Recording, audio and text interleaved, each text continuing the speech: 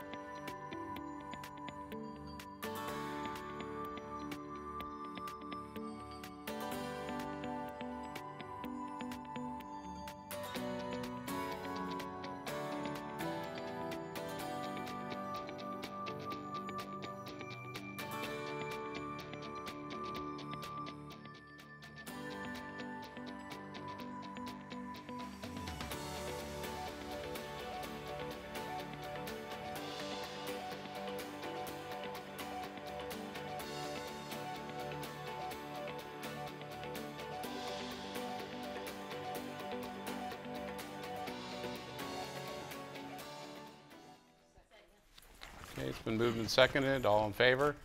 Aye. Any opposed? No. Now we need to certify. The Lynchburg City School Board certifies in the closed meeting just concluded, nothing was discussed except the matter specifically identified in the motion to convene in a closed meeting and lawfully permitted to be so discussed under the provisions of the Virginia Freedom of Information Act cited in that motion. We need to certify by roll call vote. Dr. Brennan? Yes. Ms. Morrison? Yes. Ms. Carter? Yes. Dr. Coleman? Yes. Myself, yes. Ms. Snyder? Yes. Mr. Polly? Yes. Ms. Mason? Yes. Dr. Sinha? Yes. Okay. If you could all rise and please join me in the Pledge of Allegiance.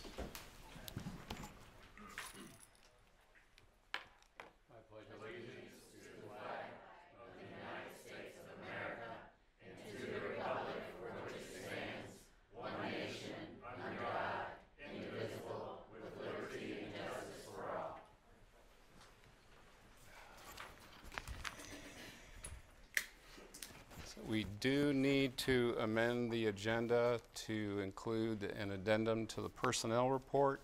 Is there a motion? Can we amend the agenda? Okay.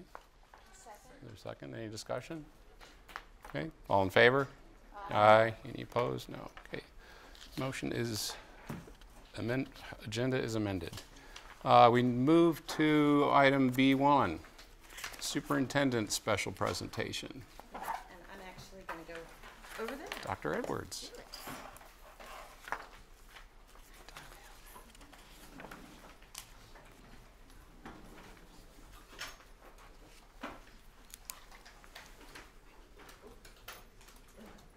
It's different on this side.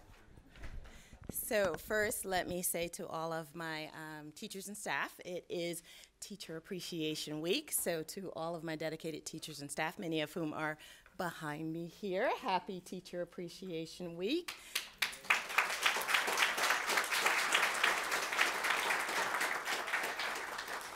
And just for the record, that goes beyond just what they do in the classroom in terms of just educating our kids, but that's all that extra special love that they give kids before school, after school, on the weekends, when they look sad, just helping them out and being a role model and a supporting adult in their lives. So that appreciation goes beyond just what they are here to do in terms of their role as an educator.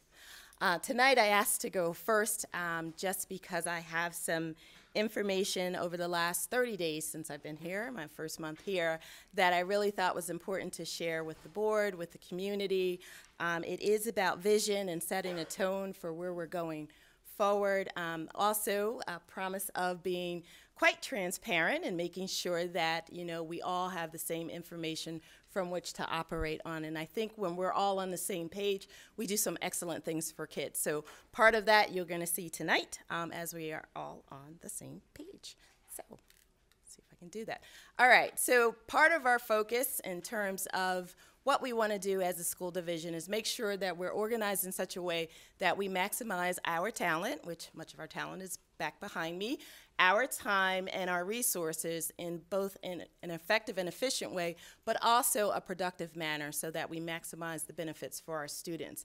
That is my major focus in almost everything that I do, so I'm always looking at, are we doing this to the best of our abilities? And over the last month, and even prior to that, I've had a lot of time to sit down and speak with people, visit people, look at documents, look at data, and just get a good sense of what's going on in the district and the division and what's going right and where we have areas where we can certainly improve. I also had the wonderful honor, I think within the first week, of going in front of City Council to talk about the budget, which is one of our biggest resources. So tonight what I'd like to do is put all those things together for you and show you where we're going. All right, so I'm going to start with the resources part of this discussion. Prior to me getting here in March, when Dr. Massey was here, there was lots of conversations about resources, much of which occurred with City Council. Here is where we were as a school division. This is the information that Dr. Massey had shared with me prior to my arrival in April. The school division had requested level funding, which is the same amount of the operating budget that we had last school year. We also asked for additional funding to purchase 8 school buses, and you can see the total there. And even with that total, we had a projected shortfall of $372,000, which we were already committed to go back to the division and look at ways for how can we make up for that shortfall. How are we going to tighten our belts to cover that shortfall? So in April, when I was, about to come in, that was the budget that I thought that I would have to work with. So I had to figure out how to save $372,000. Subsequently, the city manager did propose that we not receive level funding, but actually take a 2% cut, which is something I believe she asked of all the departments, and also a reduced funding for the budget. So you can see on the bottom that that projected shortfall that I thought I was going to have, which was $372,000, quickly added up to about $1.8 million. And this was all before day number 6 or 7 when I went before city council. So I was faced with the possibility of how was I going to make it work in the upcoming school year with this information. Then April came, I arrived, we still were asking for level funding, and we were still asking for assistance from the city with the buses, so not much change there. I had worked with the team to really look at how we could make up the difference in that $372,000. And then I met with council, and then subsequently after meeting with council, they amended their recommendation, and then we had a vote that said, okay, we'll give you back level funding, and if you wanted those buses, it is also included in that additional amount that you got back for level funding. So we still had, as of April, a shortfall of about $1 million that I had to figure out, okay, how am I going to do this if we get all of the buses and continue with the program? So that was the information that I was working with as I toured the district, spoke with people, and trying to be mindful one more time, how do I use our resources and time and talent? And now that it's May, and we're pretty hopeful that City Council will follow through and give us the level funding that they talked about. But I had to make some changes, and I had to do something to really address this. And that's really what I want to talk a little bit about tonight, is the strategy behind what could I do to actually address this particular shortfall. And it really is looking at, I'd have to redirect our existing revenue, look at how we're spending our money and possibly do something different with it. Review the proposed staff needs, because in our budget request we had staffing needs, and maybe there was a way to look at that differently and say perhaps we could repurpose some staff, or maybe we could downsize some staff here or there for those projected needs, and then look at reorganizing the existing departments that we have. So I looked at all 3 of those things as we went forward. And then what I did was come up with a proposal that said, perhaps we need to look at a different way if we're not going to get the funding for our buses. How can we do that within what we have? And going back and looking at things that would help us manage our repurposing of getting new buses. I also looked at retirements and took a pause and said, if someone is retiring out of a position, do we need to refill that position? Is that an opportunity to repurpose those funds? Can we get by without filling that, because that would be a savings? The same thing for resignations at that time. Do we need to fill it? Is there a need? Is there a resignation that could be filled by something else from a different building even? So we went back and looked very, very closely at all of the schools and everything in the division. And then finally, you see the little chart there. How can we reorganize such that we can be more efficient in how we deliver services throughout the division and throughout the schools? So using all 3 of those options and really talking with the team and evaluating all of the information that we had, we went back to the drawing board to address our shortfall. Probably one of the biggest savings comes from the reorganization, which is a little bit of what I want to talk about tonight, and how we're going to be reorganized to be a little bit more efficient in how we serve our students and our staff in the division. All right, so you're probably wondering, what does reorganization look like? Now, keep in mind, as I looked at reorganizing, I really was looking for us to be more effective, more productive, and more efficient. So I'm going to share with you a proposal, and then later I'll tell you why it's still proposed based on budget. So here is the proposed reorganization, and it's, sorry if it's small, but I'll just highlight the big parts about this. So at the top you can see superintendent position. In terms of the senior leadership team, I am recommending that we have a deputy superintendent position, along with a director of curriculum, a director of special education, a director of personnel, and a chief financial officer. A district this size, I think we can make that happen with those 5 key positions at the top, plus the superintendent at the top. You'll also see on the side there that the Director of Engagement, Equity, and Opportunity, that office, that position, I actually am retooling to work directly with me. And one of the things that I've been trying to do, and I've done a pretty good job of getting out into the schools and meeting with people in the schools, and now I'm starting to transition to get out or have people come in from the community and meet with me. And it's very important that as I'm meeting with community members, and I've met with many of them, they are very excited about what they have to offer and how they're going to help and partner with us. And that falls right in our engagement, our equity, and our opportunities, because many of the opportunities that we're going to provide our students are actually coming from the community who are helping us. So I felt like that department is very critical. I need that department to work closely with me as I go on tour, and she's probably back there too, she's going to go on tour with me out into the community so we can start building those bridges for engagement. And also, how can we connect those resources from one group to another group to another group, all for the benefit of our kids. So that's the change that you see slightly on that top line. The other thing that I really feel strongly about, and research says, you need good, solid leadership at the building level. And we have excellent principals and assistant principals and associate principals.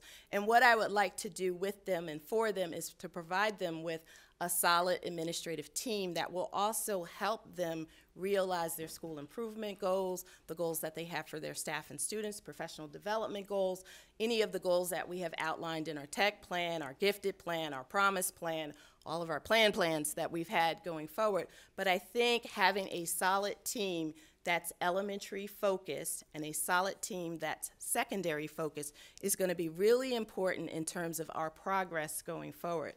And I say that from my experiences being a high school chemistry teacher turned supervisor, high school supervisor, content specialist, going down later to be the elementary science specialist. Very different populations, and the needs of staff and the needs of children at the elementary level and the secondary level are slightly different, particularly when you look at the emphasis on preschool and early learning in the elementary level, and the importance of understanding what's developmentally appropriate for children at the elementary level. Plus, your average elementary teacher is teaching almost every subject. So you have to take a different supervisory approach when you're working with someone who, I am language arts, I am science, I am math, I am, social studies, history, and, we have a specialist for art and music. At the secondary level, you have mostly content specialists as teachers, so you need a different approach there. But on the other end, where we're talking about preschool and the young ages, we're talking about transition to adulthood, we're talking about career readiness, we're talking about college exploration, we're talking about future entrepreneurship for our kids going forward. So we need a team that's really familiar and structured around the goals of that to help our kids launch into that next dimension of their life. We talk about, every child by name, by need, to graduation, and I unofficially added, and beyond, because we have to make sure that we're launching our kids, and not just launching them so they fall, but launching so that they're successful. So you'll see those little red areas where it says elementary and secondary, and you'll see a list of an instructional supervisor whose focus is math, science, and GT. A instructional supervisor who does world language, language arts literacy, social studies, English learners, and library. A special ed supervisor whose focus is special ed and preschool, because that's where we have that initial You have your typical peers in preschool, you have your special ed children entering into the preschool program as well. And then a supervisor of counseling and alternative ed, which brings in all of those other resources, which are different when we talk about counseling and alternative ed for elementary students versus high school students. So part of that restructuring you'll see is in that design. And then at the bottom, there's been a lot of conversation about coaching and the coaching model. So I just have a little diagram on the bottom, but I have something at the end of the presentation as well that will go over that model a little bit more. But you see I put teachers in the middle because our coaches are working directly with our staff who are working with our children. And the best way to do that is for our coaches to push into the classroom, model lessons. If I'm a teacher and I really need the help of the coach, please help me become a better teacher, but help me become a better teacher with the students who are right in front of me. So model those strategies that would work with my population, which, you know, my population today may be different than my population tomorrow. And I think our coaches are excellent and they can absolutely do that. They've been doing that with our staff and they can do a little bit more of that with our staff. And I put the darts in there too. We haven't had a conversation about darts, but I don't know if you recognize the importance of having that technology integration in the classroom as well, and having our darts be role models for our teachers in terms of the best ways to integrate technology. This also gives an opportunity for them to pull students out and do, and our elementary coaches currently offer gifted services for some. It's a great time to look at kids who might not necessarily be identified as gifted. When you're pushing into a classroom, you can see potential, and I'll talk a little bit more about that later. But I wanted to give an overview of where we were going and the rationale behind why we're doing what we're doing. I'm going to take you a little deeper into the curriculum and instruction area, just so you can see what I'm talking about a little bit there. In terms of the breakdown and focus, it's a lot of small words, but I can tell you what they are. Some of the things that we're doing, particularly at the elementary level, is combining the gifted services with the math and the science supervision of that. And part of the reason is when you look at what we do in terms of early identification, it's usually in math first that we start to see kids who are advanced in subject areas. And we have a couple programs. You know, we have some things at the Go Center. We have some push-out or some pull-out instruction. We also have pedal math, which are some things that we're working on with our students in the areas of math. In language arts literacy, you can see there's a whole host of the different courses, honors and AP at the secondary level, but it's really giving these content supervisors focus for both the instructional pieces of what they do, the assessment pieces of what they do, the delivery of what happens in the classroom, the curriculum for which we're going to use in these various classrooms. And then you can see the other two positions. We also have driver's ed and CTE, which is our career and technical programs, and arts and athletics, which we currently have those positions. And then down at the bottom, the support services for extended learning. Grants play a big role in what we do and what we're able to do, and I really like to keep grants close to curriculum, instruction, and assessment, because much of what we're doing focuses on curriculum, instruction, and assessment. So if we can make sure that the grants that we write, and Mike Rudder's done a great job of really getting me up to speed in terms of our title grants and what we use those grants to accomplish, but tying those in and also increasing the accountability for what are all these services that we provide for kids. Let's have that accountability at the building level with that school level team. That's more than just the principal and the teachers. Let's add a little bit more administrative support so we can kind of divide the work up a bit, but everybody speaks the same language when we go into the classroom. So that's the curriculum department. Special education department.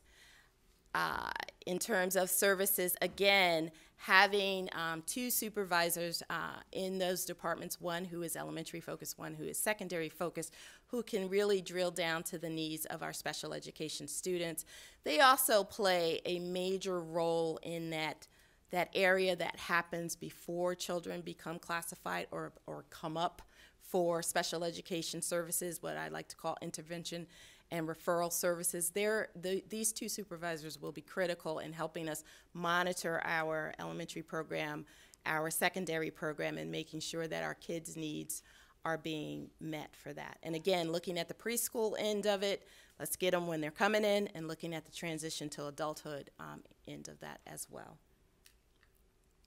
And then in student services, some of the changes that you might see in student services is, again, putting as part of that school-based team with the crossover to district an elementary supervisor for counseling and alternative education and a secondary supervisor for the same. And there's a lot in there in counseling and alternative education that you might not know exist in counseling and alternative. Everything from homeschooling to registration, anti-bullying and dealing with discipline, our Schools for Innovation, and any of our choice programs such as Gear Up, Governor School, STEM.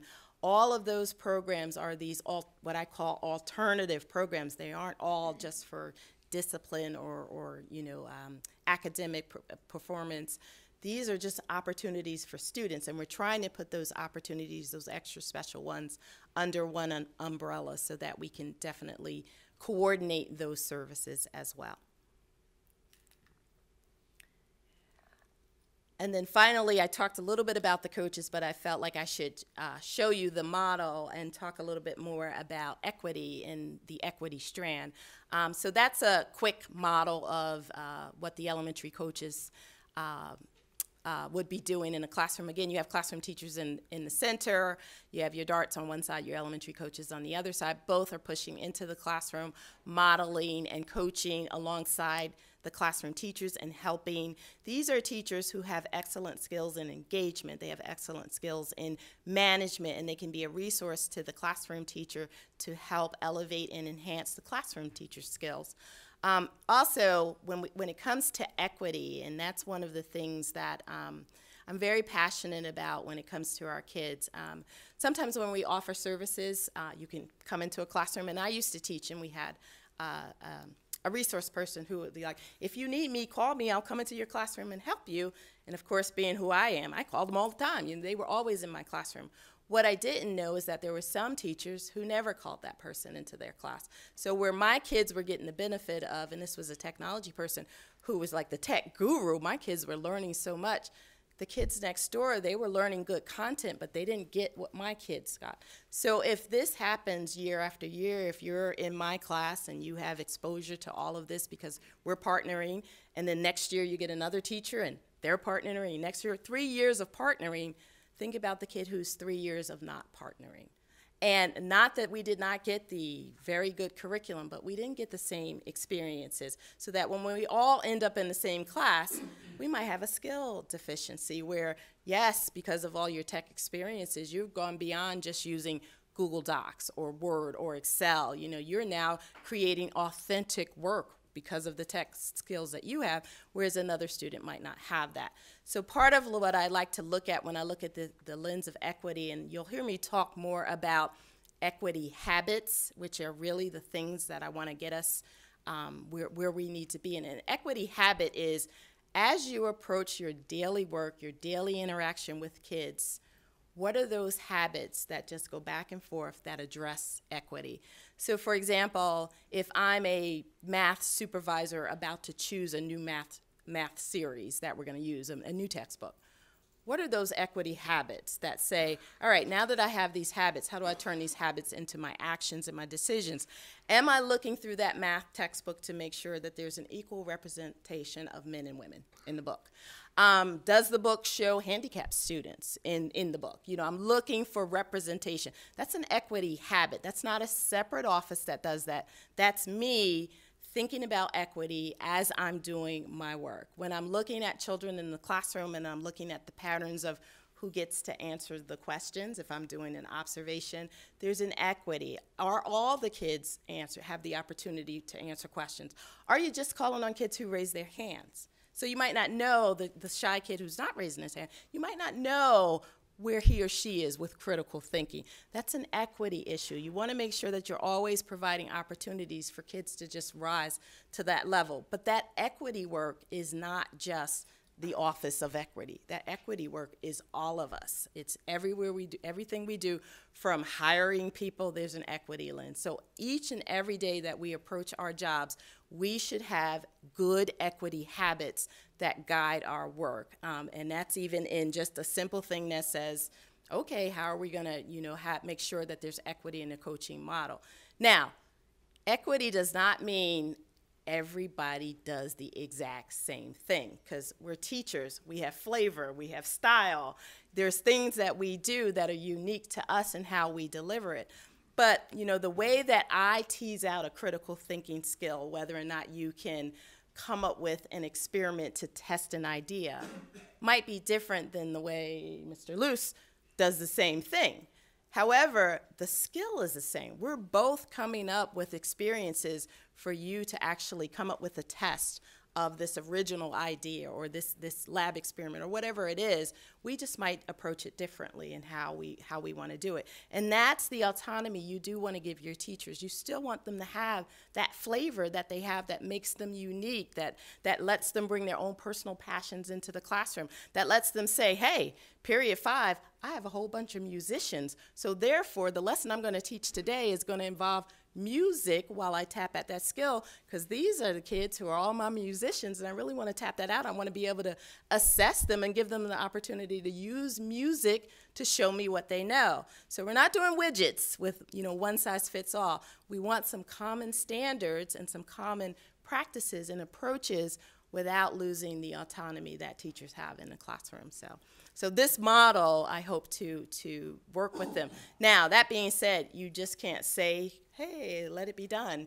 You actually have to train people in doing it. You have to invest in your people. Anything you want done well, we're going to have to invest in our staff and work with them and listen to them and talk to them and involve them in the process to say, how's it going? How's it working? What do you need? What's the best way to approach it? What results are you getting with the kids?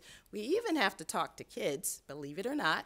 You can talk to kids and find out how you're doing. It's not taboo to ask the students, what is the best way to actually approach you with this material? When you think about, and I did this, I shadowed a high school student just through the day, and let me tell you, there's a lot of seat time for a high school student just going from class to class to class to class. And you might not think it if you're the individual teacher and you have 40, 50 minutes, and you're like, yeah, but they were up and moving for 10 minutes. But if you combine that with 40, 50 minutes of 7 periods of that, it could be pretty rough on a high school student. So part of what we need to do is listen to them as well and involve them in this process that says, yep, here's the skill that we need, but what are the different ways that we can approach it? And give them a little bit of voice and choice that says, all right, yes, we have some common assessments, but how would you like to demonstrate that learning? That's a whole nother ball game that's going to take us some time to get to. But again, that would address equity, because we know we have students who rock at those paper, pencil, multiple choice tests. They just do it. They're really, really good at it, whereas other students, that's not it. And I've talked to students who, when I'm speaking to them, they can explain chemistry to me in a way that I'm like, wow. And then I read their paper and read what they wrote, and I go, okay, what happened here? It's just a different learning style. So we really need to be looking at that through the lens of equity and our equity habits when we do things like that. So that's one of those things. Oops. There we go. Okay. So with all this work that I've done, looking at the retirement, the resignations, trying to downsize a little bit of that, looking at reorging and how can I possibly find a different resource for buses to replace them. There is a savings. I would not stand before you and bring you something that says, and by the way, I'm going to add to that $1.8 million or $1 million deficit. I'm trying to reduce that. I'm trying to be, one of my goals is also to be fiscally responsible while also delivering excellent education. So there's a savings there in terms of the work that we're going to do, and we'll dig into that much, much later, but that's contingent upon some things. So I'm sure you're like, well, okay, so there's a savings. What are you going to do with that savings? And I put down there in red, or in yellow, because I have to remind myself that this is contingent upon receipt of the proposed city funding, the level funding that we talked about a couple weeks ago. But we don't have state funding solidified yet, and we don't have federal funding solidified yet. So it also depends on, we're anticipating hopefully no reductions in those areas. So that being said, one of the things that I think that we need to do, and again, if you look at the words that I highlighted up there, maximizing talent, time, and resources. We talked about resources. We talked about how we're going to use our time to push in and do some things with kids and for kids. Let's talk about our talent. And I think one of the things that we need to do is reinvest in our talent. And I'm not going to say anything that people don't know. Good talent is hard to come by. When you get good talent, you want to keep good talent. And one of the things that, you know, we've been talking about, and I know that there was a plan for looking at and addressing the salary scales, and that, you know, Dr. Massey had previously shared with me some things that they could do prior to all of these budget constraints, which, you know, once the budget constraints came about, that seemed to be pretty unrealistic for us to do. It's just not enough funding left to do that. However, that being said, I am proposing that we follow suit with what the city is proposing. It's not quite the same as what we would like to do in terms of really looking at the salary guides, but it is an investment in our talent. So one of the things that I would like to propose in this budget going forward is that, similar to what the city did, for all of our full-time LCS employees who are on payroll, and this would be effective July 1st, 2018, we'd like to follow suit and give them a $500 bonus and a $250 bonus for our part-time employees going forward. And that's all of the employees who are on full-time payroll or on part-time payroll. That pretty much is what I did with the bulk of the money that I saved. I felt that it was important to take that and reinvest in our existing staff, the people who are here, the people who are giving time and service, and it's Teacher Appreciation, so time and service for our students. And I thought it's just one small step towards where we need to go and what we need to do. This is a right now plan. There are future plans to really be thoughtful and mindful about how we plan for these things going forward in terms of the use of our resources. But I will say that, since I'm on television to say, that is contingent upon us getting city funding and making sure that we, you know, when we get the budget from the governor, that there are no reductions, no significant reductions in state and federal funding. So that is going to be my recommendation. So the outcomes, you know, why did I take on this role and do all this work? I really was looking at how can we better reorganize ourselves to service our kids, and how can we have a little bit of reduction which generates a little bit of savings. For my buildings, I'm trying to have those school-based teams because the research does say you need that solid leadership in the building, and then solid leadership hires excellent teachers and makes sure that the conditions for the teachers remain excellent, and excellent teachers develop students. So I'm trying to put that in place there. Looking at equity, this is just the first look at equity. We have a lot more work to do in terms of looking at equity through multiple lenses, reducing our expenses, and of course reinvesting in our staff. And then lastly, because I hit you with a lot of stuff, and if I were sitting on the other side of this presentation going, I have no idea what's next, I would want to know what's next. So our next steps are to continue to communicate this vision of, you know, what does that mean? So we have a blueprint, but what does that mean in practice? To form some transition teams and to really plan for implementation. Anything done well is done with a plan and an investment in time to make sure that you know, it's systemic. We need to train our staff. Staff are going to be taking on different roles for some of them. This is going to be a new area. We need to make sure that we invest in our staff and train our staff. And we need the time to implement these changes, monitor, and reflect and adjust going forward. So for my next steps, I'm really going to focus on the top two right now, my immediate next steps, in terms of communication, sitting down with building principals and teachers and talking about what are these transition teams. We have some plans in effect right now. We're in the process of looking at our Title I grants. What does that mean going forward, and working with the teams that are going to do that. And then really planning for those moments where we can train staff. And when I say train staff, I don't just mean, staff sitting on the other side of a presenter. I'm meaning giving people the opportunity, staff the opportunity to work together, to collaborate together, to produce some of the things that we need to have happen for our kids. Some of the best learning comes when the teachers are working with one another with some guidance, and then they're training each other. You get a level of trust that says, hey, you do that so well. Can I come into your room and see how you do that so I can improve my skills, and vice versa? But we need the opportunity to give our teachers that opportunity to do that. And we need time for them to work together and learn some new skills, and develop some of the things that we're already working on. So, okay, I think that's it. Yes. Okay, coming back. Thank you. Thank you.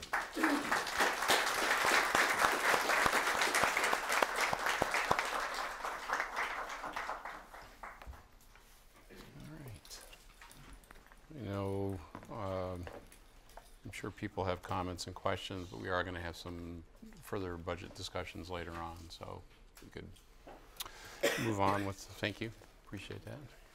All right. Okay, we move now to public comments, and we do have public comments this evening. I need to read our policy here first. Persons appearing before the school board will not be allowed to campaign for public office or promote private business ventures, and should not use profanity or vulgar language or gestures, make comments about a public official or an employee that are not related to his or her official duties, engage in behavior that disrupts the meeting or intimidates others, or address the school board on issues that do not concern the services, policies, role, and/or responsibilities of the school board. Individual speakers shall limit their comments to 3 minutes. Speaker representing a group shall limit his comments to 5 minutes. The representative shall identify the group at the beginning of his or her presentation. A group may have no more than one spokesperson. The total allotted time for public comments at school board meetings is 30 minutes. Public comments are reserved for the public to provide input. The board does not respond to comments, answer questions, or otherwise engage in discussion at this time. So, Mr. Luce? You said that without any surprise whatsoever in your voice. Well, notwithstanding Dr. Edwards' presentation there, it's been an honor to work with her, and we certainly appreciate all the work that went into that, and we're very supportive of her and as she moves forward. But as much as I'm looking forward to a $500 check, fingers crossed, it's not going to affect me long term. It's not going to affect my retirement. It doesn't get me any closer to the top of the scale. Ladies and gentlemen, I bid you greetings once again. For those who do not know me, my name is Carl Luce, and I'm president of the Lynchburg Education Association. And I come to you on National Teacher Appreciation Day with a familiar message. Compensation needs to be done, and it needs to be done now. School employees across our country are tired of being told, "We hear you, we appreciate how much you do, it'll get done next year," and they are walking out. West Virginia, Oklahoma, Kentucky, Arizona, the list is going to continue to grow and grow and grow until those in charge understand what we've been saying all year: staff over stuff. The LEA isn't blind to the situation that this division finds itself in. We know that the level funding doesn't include more than $700,000 for new buses. And as those standing side by side and hand in hand with Lynchburg's children each and every day, their safety is of vital importance to us. But when I hear discussion of the need to replace a bus that's 10 or 15 years old, I can't help but wonder about our employees who have to drive their own families around in cars that are 20 or 25 years old. We are going on 11 years since this body put staff on what was called a temporary step freeze. But our lives haven't been frozen for 11 years. Our cost of living hasn't been frozen for 11 years. And for your veteran employees, they are not one step closer to the top of that scale than they were 11 years ago. We need buses, we need computers, we need new windows and gym floors. We're always going to need something. We're always going to need more stuff. there's always going to be a reason to not fairly compensate your staff. This is when we find out what your priorities are. Is it staff or is it stuff? Thank you.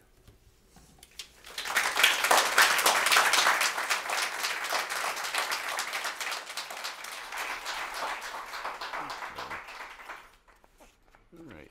So we move now to agenda item D1, efforts to improve student achievement in reading, R.S. Payne Elementary School, Sandusky Elementary School, and Sheffield Elementary School. Dr. Edwards? Sure, and I would certainly like to invite up my three principals, Kelly Baldwin, Derek Womack, and Lisa Lee, to come up and share some of the wonderful things that they have been doing with their students. And I'm excited to hear what you guys are up to. Good evening, school board, LCS colleagues, and those that have gathered here today. I have been voted as the spokesperson to begin today, just like at home and at school. I'm outnumbered, so. But again, we thank you for this opportunity to share with you information from all of our schools, fully accredited Sheffield Elementary, Robert S. Payne Elementary, and Sandusky Elementary School.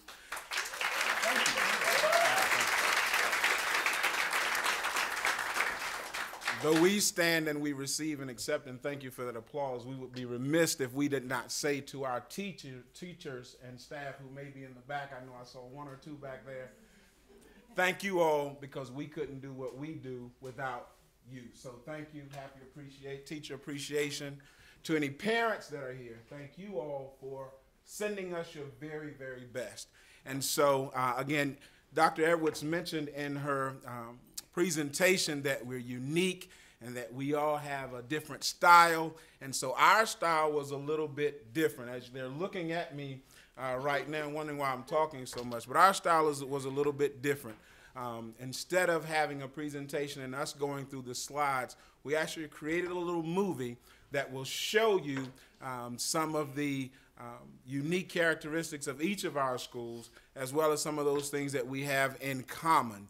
And again, the things that are in common and the unique things are many too numerous for us to name and to shorten into a 10-minute presentation. However, we did our very, very best, and we had fun doing this. So without any further ado, please focus your attention on the screen.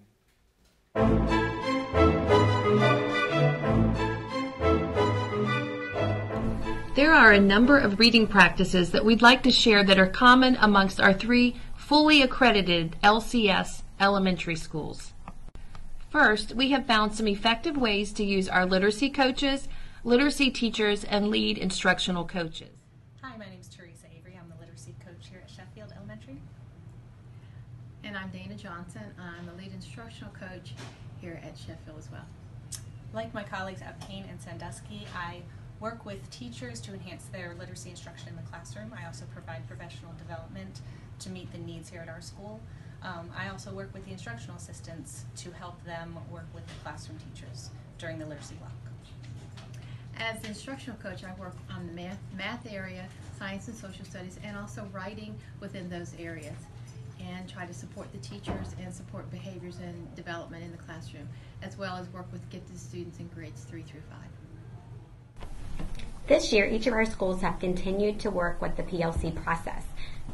One new addition was our work with Becky DeFore this year. We are very grateful to have her support. She has been wonderful with all of our teams.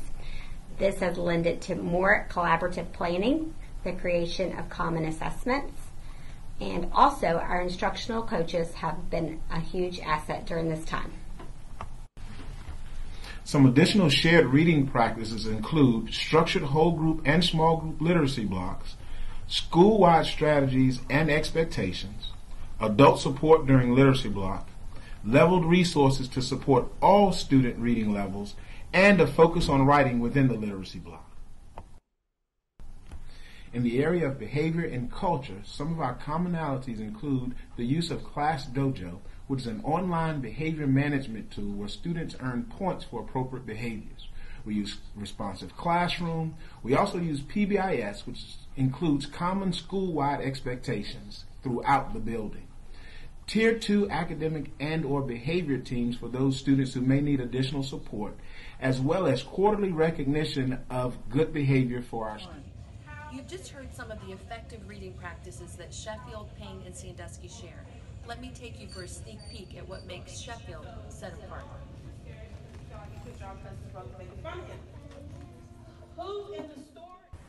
At Sheffield, we have hired remediation teachers to assist with skill-specific instruction to individual students in small groups as an extra layer of support.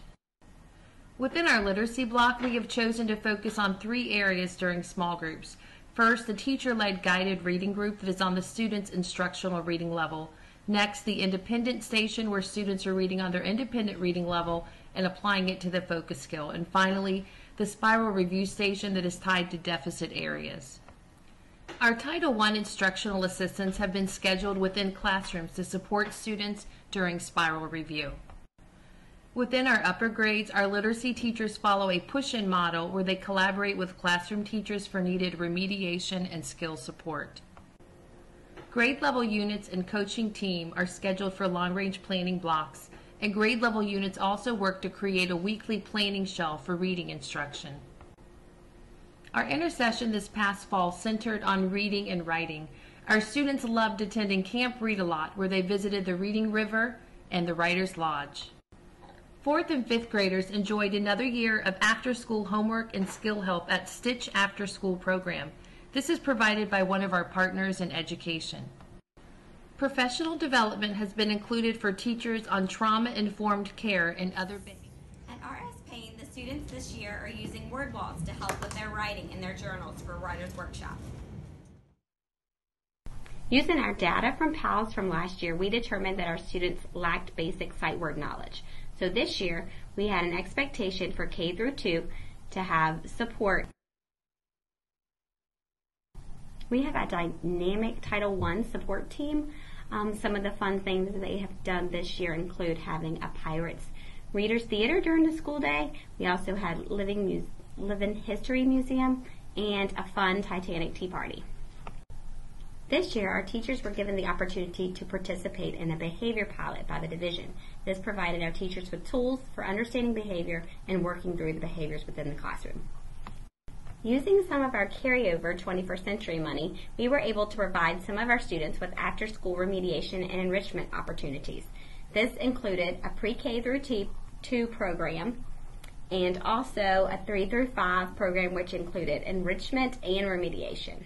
At Sandusky Elementary, during our literacy blocks, all teachers are required to use word study, kindergarten through 5th grade. We use the developmental spelling analysis, or DSA, to determine individual student word lists, and then students progress through various word lists based on their initial assessment. For remediation, we have Title I support, not only using LLI, but also our literacy teachers provide pull-out services to focus on deficit skills in 3rd through 5th grades. One of our featured programs is our My On Reading program. Here's a brief video to show just how that program works. Good evening again, school board members and LCS colleagues. You've just heard some of the fabulous things that fully accredited Sheffield Elementary, RS Payne Elementary, and Sandusky Elementary do that are in common. Now I want to give you a sneak peek at one of our featured programs into a classroom. So come on, follow me.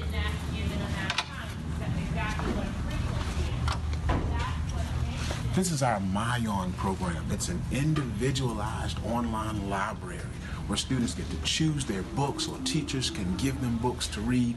It's all online, it's interactive.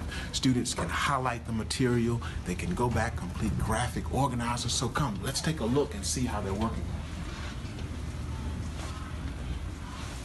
We have one that looks like he's working on a comic strip. And again, they can go through, highlight materials. Teachers can give questions that they can answer.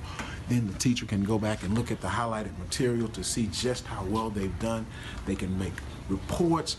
They can give them feedback right on the computer. And when students log back in, they can look at what feedback has been given and make the adjustments based on the feedback.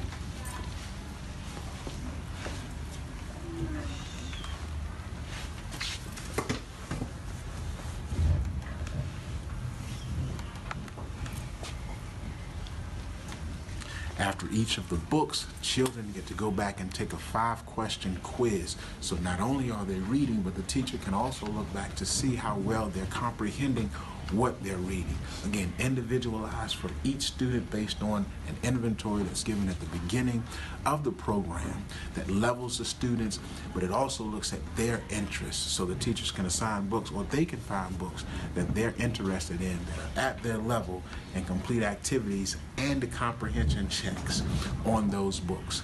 And it periodically assesses them so the teacher will know how much growth students are making. So we're really looking forward to continued use of this program.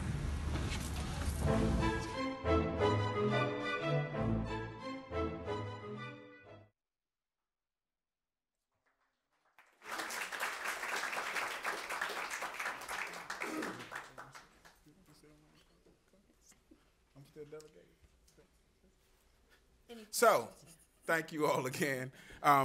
You've just seen a brief peek at some of the unique as well as commonalities between the 3 of our schools. Again, there are many, many, many more. We encourage you any time that you have to please visit so that you can see firsthand exactly what goes on in each of our elementary schools, not just our schools, but all of Lynchburg City schools. At this time, we again thank you. The motto at Sandusky Elementary, and I think we took this on as well, is we do it better when we do it together. There we go. Oh, let's try it.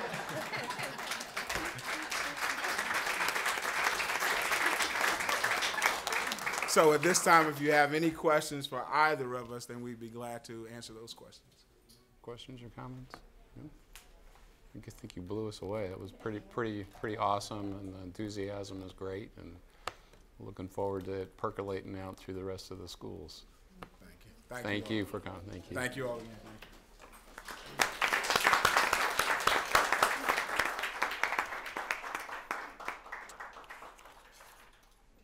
Do you want to take this one? Okay. We have a, next up is D2, a special one, our Teacher of the Year for 2017-18, Dr. Edwards. I had the wonderful opportunity of meeting our teacher. Oh, can you not hear me? Can you hear me now? Okay. All right. I had the wonderful opportunity of meeting our Teacher of the Year, and I have to say I was so impressed, and I was even more impressed with what the students had to say about her. Our Teacher of the Year for the Lynchburg City Schools is Miss Tracy Tasick.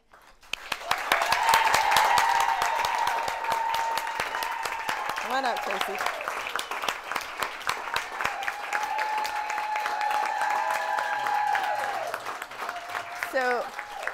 So Tracy's so shy and humble. I learned that about her. She is a 4th grade teacher at Bedford Hills. She's been at Bedford Hills for 2 years. She formerly taught at Bass and was recognized in 2012 as the school's Teacher of the Year. She has, although she does not look like it, 24 years of teaching experience, all but one of those years in 4th grade. Over her career, her students' math SOLs have consistently been above 90%. Her reading scores have also consistently been above 90%. While at Bass, she served as a coach for the 24-game challenge. While she coached her students, there was at least one Bass student in the top 4 every year from 2008 to 2016. She was a mentor teacher and a unit leader. Her greatest gift is her relationships with her students, her families, her coworkers, and her superintendent, who's so proud of her. Sherry Steele, who's principal at Bedford Hills, said in her letter of recommendations that Tracy is a person who always has a smile, a positive attitude, and words of encouragement. Her can-do spirit and enthusiasm will rally those around her to persevere through the greatest of challenges. She radiates a spirit that reminds us all of why we became educators. She is a person you always want on your team, a teacher you can always count on, and a teacher you always want your child to have, and a shining star in the profession. So congratulations, Tracy.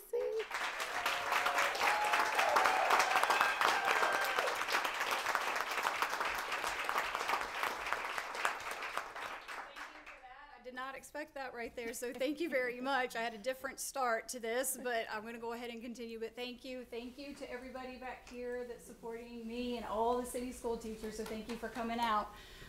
First of all, good evening to everybody, the school board members. I want to thank you guys. I want to thank the Teacher of the Year committee panel members. I also want to thank the Superintendent, Dr. Edwards, thank you. And I also want to thank all the fellow nominees for Teacher of the Year. And like I said, thank everybody that's here tonight. Thank you, Mrs. Steele. Thank you everybody for this opportunity. Wonderful, exciting opportunity to be Lynchburg City Schools Teacher of the Year. It's just, I'm still pinching myself. I can't believe it happened. There are times I'm still, why me? It's a tremendous honor. Just to keep it real with you guys, you know, we teachers, we teach because it's what we love to do. There's not the money there, it's not anything else, it's because of the kids. And I didn't even introduce these two. These are my kids this year. I have Patrick and I have Lauren. They volunteered to come out here and help me keep calm, so thank you to them and their parents for bringing them. But what I was saying is we get excited when there's candy in the teacher's lounge or donuts in the teacher's lounge. So to have an honor like this, it means the world.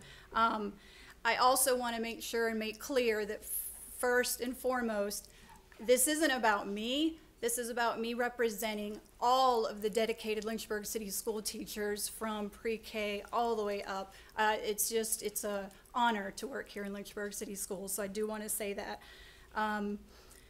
So this is definitely a humbling experience. I think back through the 24 years of being a teacher, 22 of them, Mr. Marshall gladly, I'm so glad that he did, but he took a chance on hiring me, and I spent 22 years alongside some of the most dedicated, hardworking, comical, some of them, a lot of them, but who you surround yourself and who you work with, it's meant a lot, and I have learned and continue to learn from teachers. And that was at Bass Elementary School, my home for 22 years. I still consider it a home, but like I said, they were wonderful to work with.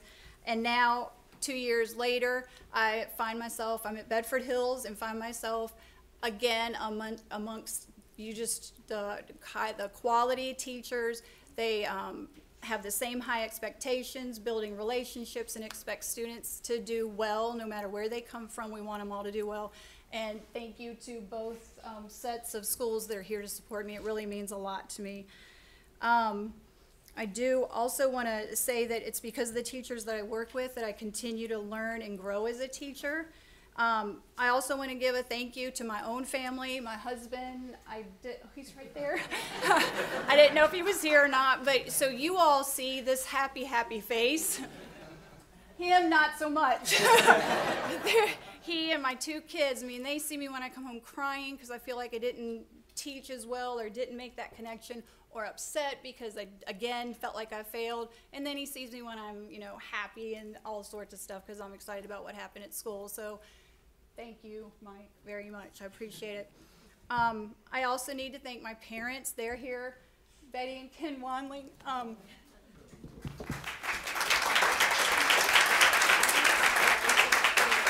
I shouldn't have looked back, but so my parents have supported me through the years, probably many times when I was a teenager that they probably shouldn't have supported me.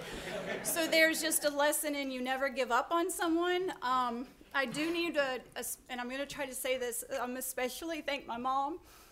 She went back to school while I was in high school, my sister and myself, and got a degree education and became a classroom teacher. She taught second, third grade for about, 20 years? She's been a big influence because she's taught me since day one, you build relationships with the kids, you communicate with parents daily if you need to, and she's also taught me learning's fun, make it fun, right? Right? Make it enjoyable. So I do, Mom, thank you very much. It really means a lot to me. Let's see. All right. Okay, these guys. Lastly, this is why I'm here. They are the reason that I am what I am, what I do. They make me a better teacher. They make me a better person. I think about when I started in 1994 to that first group to who I have right here, and they are why I do what I do, like I said. And I truly hope that I make a difference in their lives like they make a difference in mine. They're the most important thing to me. And I really want to, again, on behalf of all Lynchburg City school teachers, thank you all for this honor. Like I said, I'm still pinching myself. I can't believe it's happening, and I want to say thank you.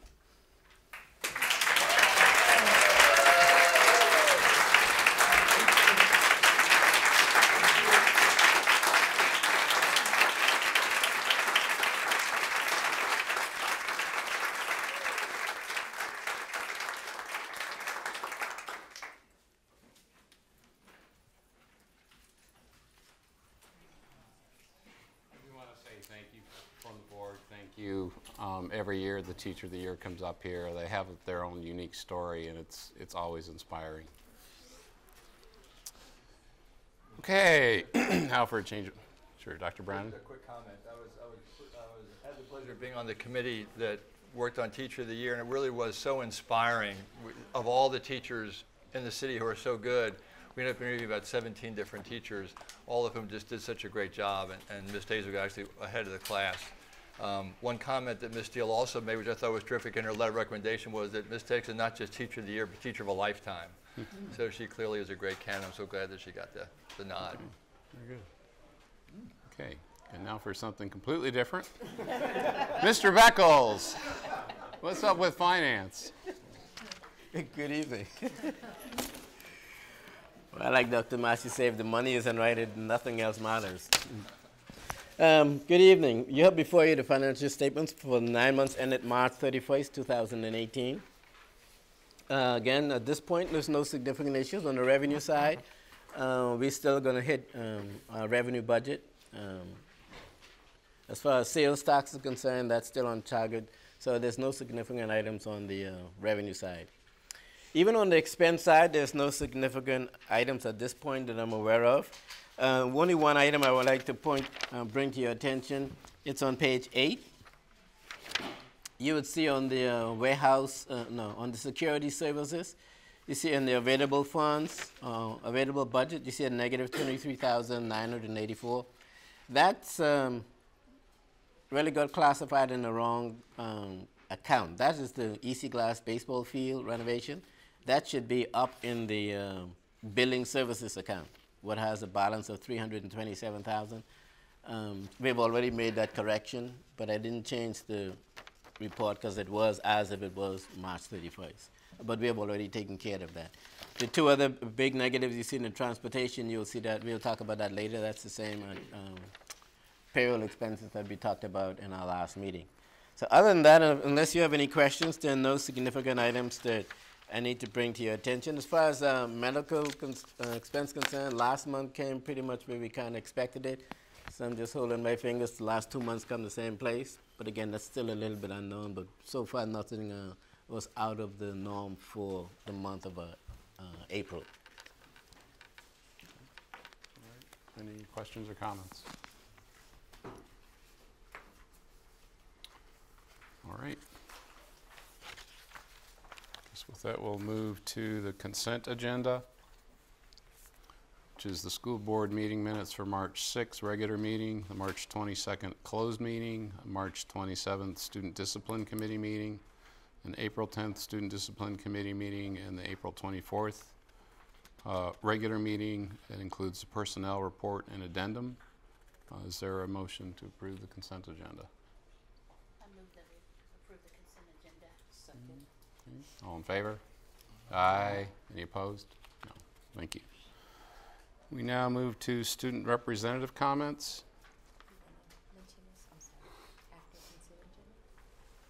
Oh, yes, sorry. Yes, that's part of, this is part of the personnel report, actually. Okay. So, sorry. Okay.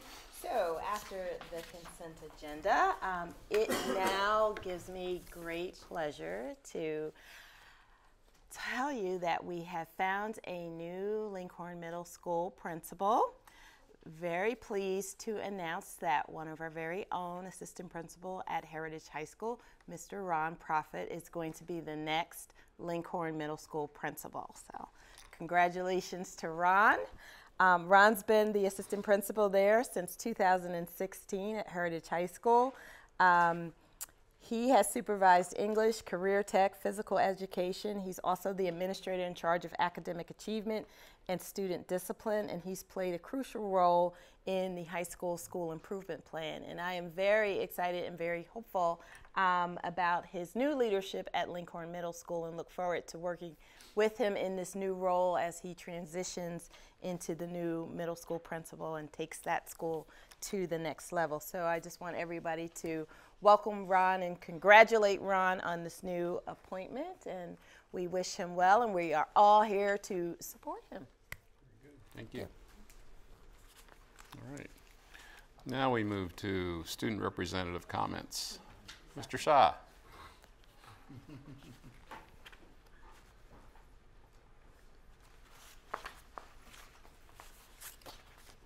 I do try to flip-flop, so I think it's your turn. So. Definitely his turn.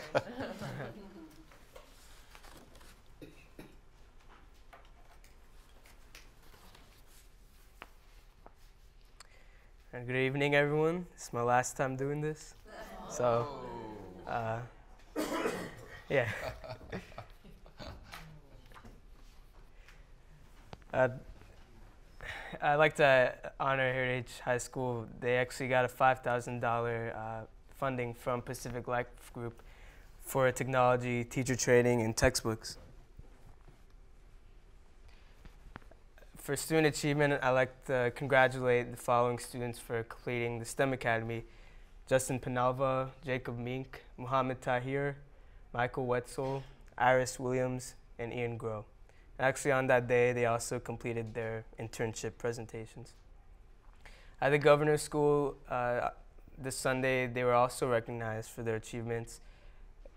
Yana Andrekina, Grace Chun, Rashid Christian, Mary Kate Comerford, Ashley Kim, Allison Palmer, Joseph Polk, Sarah Richards, and last but not least, Manan Shah.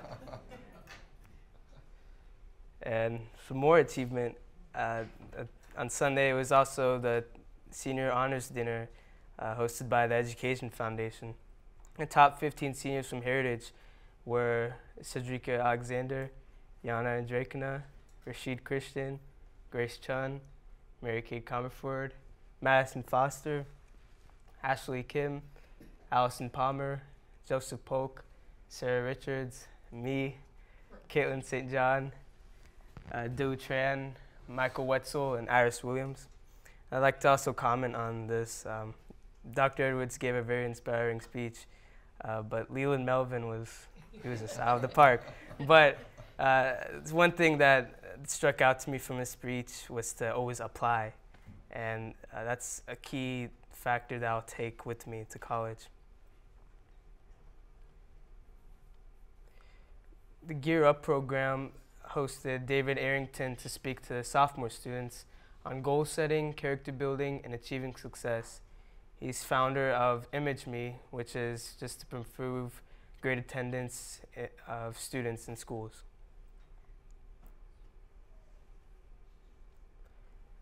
Heritage High School prom was a few weeks ago. The theme was Under the Sea, and these are some pictures that were taken from the prom.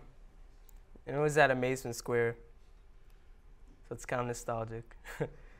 And these are the after prom pictures. For sports, on senior night, senior tennis players Tamara Cobbs, Jocelyn Watson, and Tennessee Phillips, they were recognized and awarded for their commitment to Heritage High School.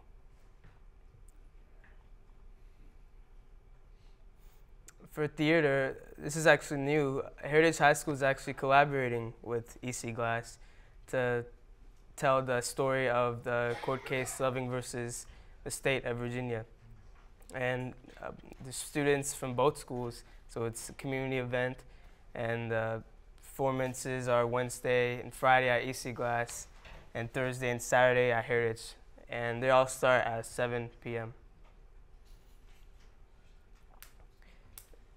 Heritage art students, they were recognized by the news for decorating a piano that was actually put in place in the Lynchburg Regional Airport by the Academy Center of the Arts. And I wanted to actually talk about this. A few weeks ago at Lynchburg College, I was representing Heritage, and I met Kailash Satyarthi. He was actually the 2014 Nobel Peace Prize winner. And he received his honorary degree there. And he actually, the reason he was awarded this was he freed 86,000 children from child labor, slavery, and trafficking in India. And he's led a global movement, and he's actually led a walk which was a few years ago. It was, I think, 86,000 kilometers, and it was over 103 countries. And he was very influential in empowering the youth. And he also served on the UNESCO board, the United Nations Education Board. And when he gave his speech, I had actually, my viewpoint on education actually changed. To me, that day I realized education is priceless. In some countries it's not a right. It's some children have to work in factories, have to face other unfortunate events instead of actually being educated. And education is a powerful weapon as well. And it can eliminate all ignorance in the world. And the suggestion that I had was, during first day of school, most schools have assemblies in Lynchburg City, just as an overview for the students to relax and be comfortable. And maybe they could actually put that mindset in those students, elementary, middle school, and high school, that education should be not taken for granted. It's an important tool, and it can take you very far in any aspect of life. And yeah, it was very influential and very impactful to me as a student. At the International Festival, the Overcoming Adversity with Diversity Club, we represented Heritage there, and we actually had our own booth, so we got to promote. And on the picture on the left, we got a picture with Mayor Foster and Vice Mayor Trenae Tweedy, and we were just exposed to new cultures, new stories, new people, and it taught us to always open our minds and listen to the people around us to build a better community. So we're also hosting a culture night on May 21st, 5:30 to 7:30 p.m. at Heritage High School. We would love for all of you to come. Just drop by anytime. And this is actually for all LCS students. If they want to share their culture through dance, music, poetry, food, they can also wear their attire.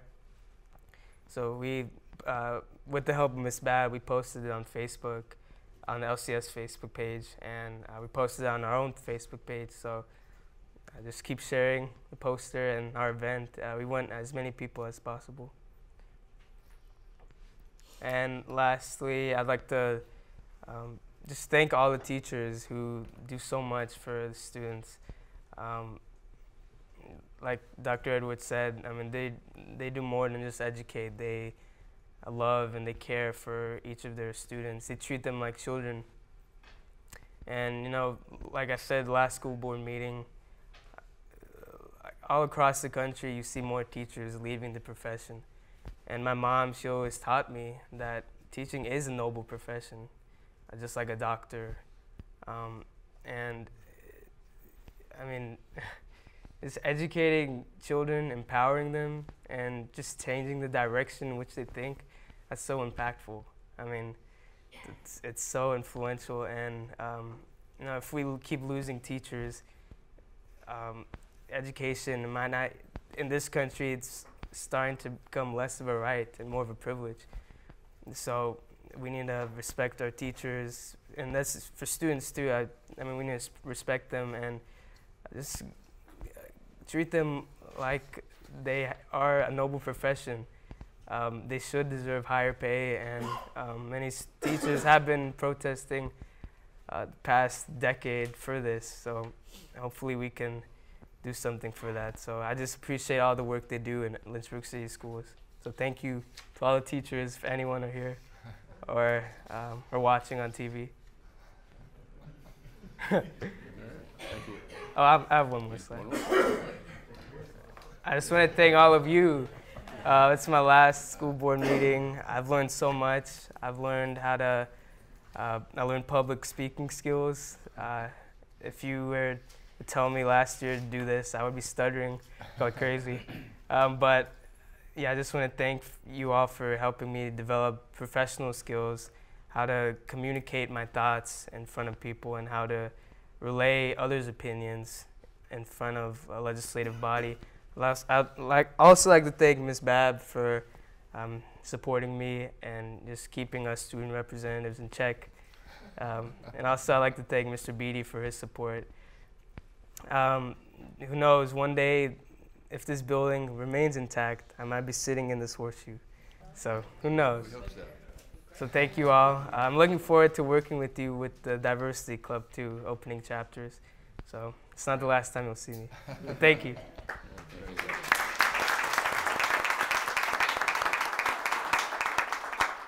All right, Ms. Broskis. So, last time for me as well.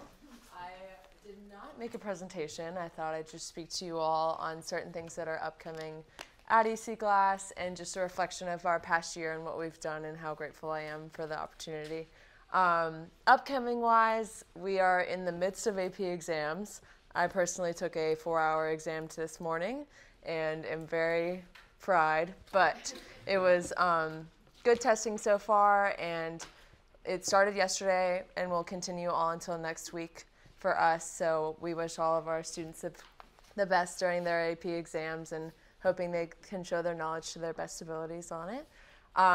Upcoming wise for seniors, I'm getting ready in the graduation process, and it's crazy, everything's starting to blow away, but our baccalaureate service is May 20th for EC Glass High School, and it'll be hosted over at St. John's right behind the corner. So it's a great opportunity. It's a non-denominational church service where seniors can all come together and just worship in however way they choose. And the day after that, that Monday, we go back to school on the 21st, and we have our senior picnic, which will actually be hosted at Putt Putt. So it's a fun opportunity for seniors to celebrate the end of the year coming up and all of that good stuff. And then after Memorial Day weekend, we'll have our exams. Normal schedule on Tuesday, we have our first period exam, and then a 20-minute period progression from then. So that'll be like our last day of school necessarily to go through every class and sort of celebrate the end of the year, and we're really excited about that. And then exams continue on for the rest of that week. So we're very, very excited and happy to be ending, but it's sad that we're ending on such a crazy note that I won't be coming back anymore. And it's just an honor and a great opportunity that I got to have with you all this year. I'm very glad I got to meet Dr. Edwards in the process, and it's been a great opportunity. So I thank you all for your time, and I'm sorry I didn't have a pretty presentation, but I hope I did justice for it though. So thank you all.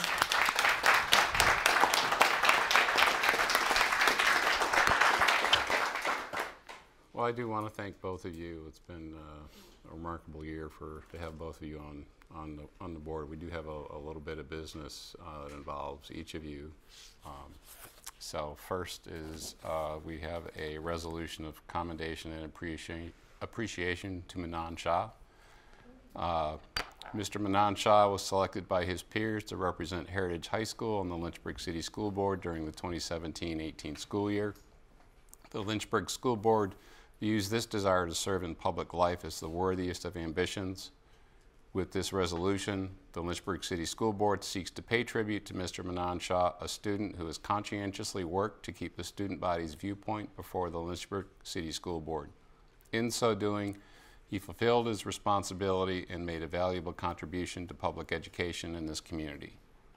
Whereas Mr. Manan Shah served Lynchburg City Schools as the Heritage High School student representative to the Lynchburg City School Board from July 2017 until June 2018.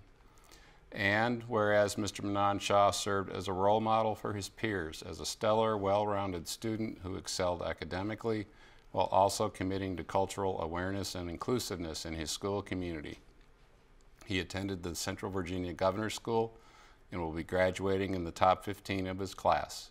He worked with his peers to start a school group called Overcoming Adversity with Diversity and initiated events such as Culture Night. He is a member of the National Honor Society and an NHS officer. As a junior, he qualified for nationals in Maryland for National History Day and was a finalist in the 2017 Randolph College Sci-Fest Poetry Jam. He aspires to run for public office. No surprise there. And that's not in this. And whereas Mr. Manan Shah's attendance at Lynchburg City School Board meetings demonstrated his commitment to his role as a champion for the best possible educational experience for all students, now therefore be it resolved that the Lynchburg City School Board of Lynchburg, Virginia commends Mr. Manan Shah for many valuable contributions in providing the school board with yet another viewpoint for their consideration and guidance. Furthermore, the school board of the city of Lynchburg takes pride in this superior individual who so early in his life has already begun to make his mark by taking such an active part in public life in Lynchburg, Virginia. Is there a motion to approve this resolution of commendation and appreciation? I think we don't need to have discussion.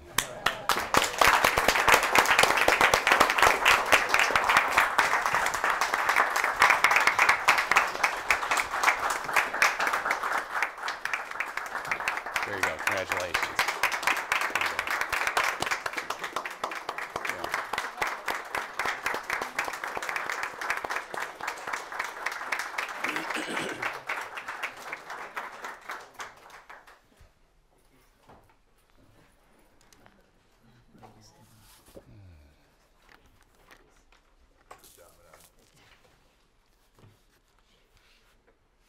And we have another one.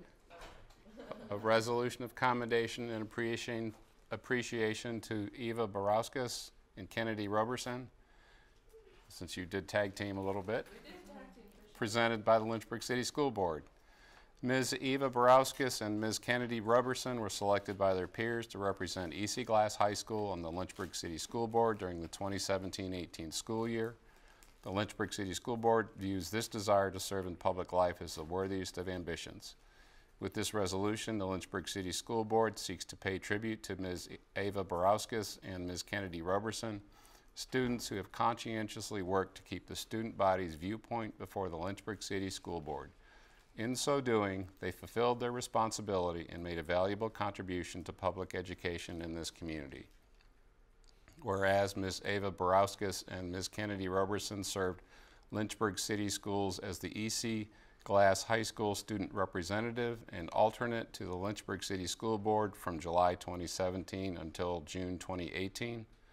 And whereas Ms. Eva Barauskas and Ms. Kennedy Roberson served as role models for their peers, they have been stellar students and active participants in their school community. Both participated in varsity sports. Eva Barauskas excelled in volleyball and swimming, where she reached state all 4 years. Kennedy Roberson was a senior leader for football and basketball cheerleading. Both were members of the National Honor Society and several other clubs and outreach groups that benefited their school and community. They have received several awards during their high school careers. Eva Barauskas was recipient of the Academic Excellence Award and the Academic Achievement in Athletics Award. Kennedy Roberson received the Rotary Club, Athletic Booster, and Academic Excellence Awards. Both will be attending Virginia Tech in the fall. Whereas Ms. Eva Barauskas and Ms. Kennedy Roberson attendance at Lynchburg City School Board meetings demonstrated their commitment to their roles as champions for the best possible educational experience for all students.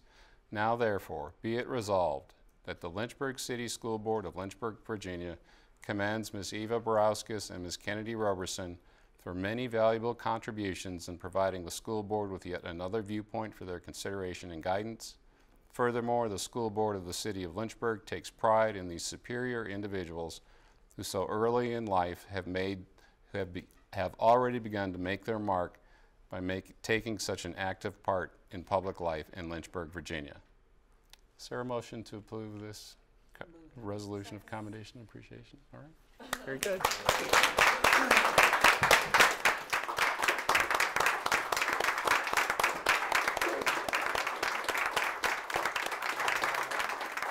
Very good, very good. One for each of you. Congratulations. Congratulations. Congratulations. Congratulations. Thank you too.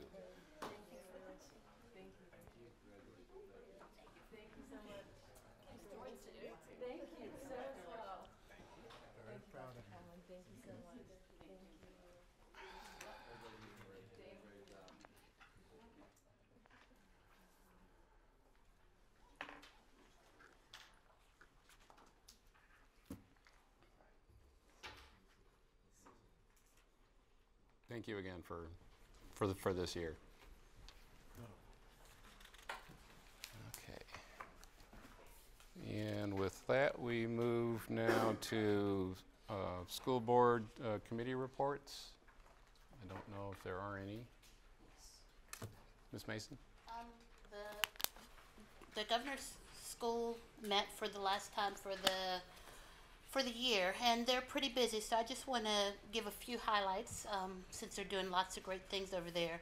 On May 2nd, we had two representatives, Kate O'Connell and Ben McCarthy, both from EC Glass, go to a 4-day National Junior Science and Humanities Symposium held in Maryland. Kate and Ben, earned this right to present at the symposium due to their excellent presentations at state level. And on May 13th to May 18th, Dr. Smith will accompany Chloe Singh and Ben McCarthy, also both from EC Glass, to the International Science and Engineering Fair held in Pittsburgh, Pennsylvania. Chloe and Ben earned the right to compete in the International Fair due to being Grand Award winners at the Regional Science Fair. And lastly, on May 22nd to May 24th, Ms. Coghill and Dr. Douglas will accompany almost 60 Governor's School juniors, including many Lynchburg City School students, to the Virginia Junior Academy of Sciences Research Symposium at Longwood University. And this trip, like all others, is at no cost to our students. So I just wanted to share some of that good news. That's awesome. Thank you. Ms. Carter? The report for the Laurel Regional Board. The budget was developed for the upcoming year, and Laurel is expanding and enhancing their autism program. And so if there are any parents, please, I encourage you to explore that for your child. That's another option. And the Laurel students had a prom, and they were so happy to have the students from EC Glass and Heritage that was there to help decorate and, you know, be creative. So they were just excited about that. Dr. Coleman? Chair, I just want to thank Ms. Spinner for providing a list of the committees and further conversation about that on May 15th. Okay. All right. Okay, thank you. Now we move to agenda item I, unfinished business. This is Mr. Beckles' school operating budget. And this is for action this evening? Or is this is just for information? Okay. Good evening again. As Dr. Edwards outlined in her presentation, since we last met, the city has agreed to give us level funding. They did not approve our request for the buses. What we would like to present you as additional information is we have gone back over our Tier 1 request list. And I handed out to you a revised list.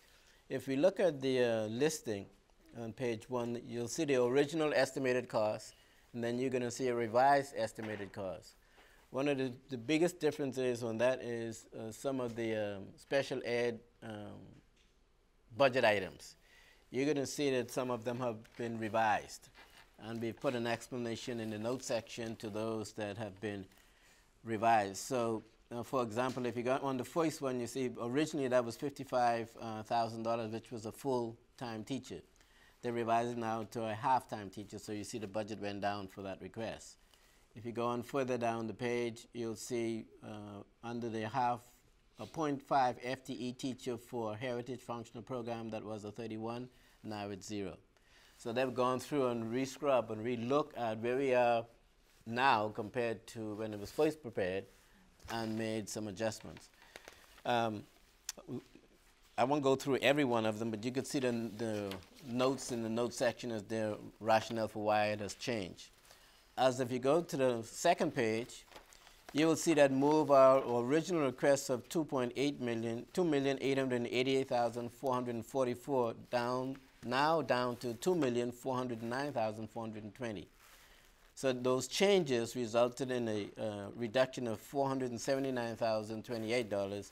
So previously we had a budget deficit of $372,000. Now we have a budget surplus as a result of those changes of 106. So that was the major change that we've gone through and re-looked at where, from the previous list that we've previously given you to where we are today.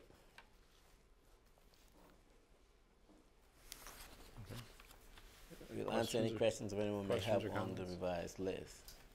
Dr. Coleman? I don't want to discuss it, but I just want to commend Dr. Edwards for her presentation and the effort that she has gone along with her staff to figure out what to do for our teachers. And I know that there would be a need and a desire for more. I think that she stated the realities. I'm just asking, it doesn't even have to be discussed now because I know some of our persons have things to do.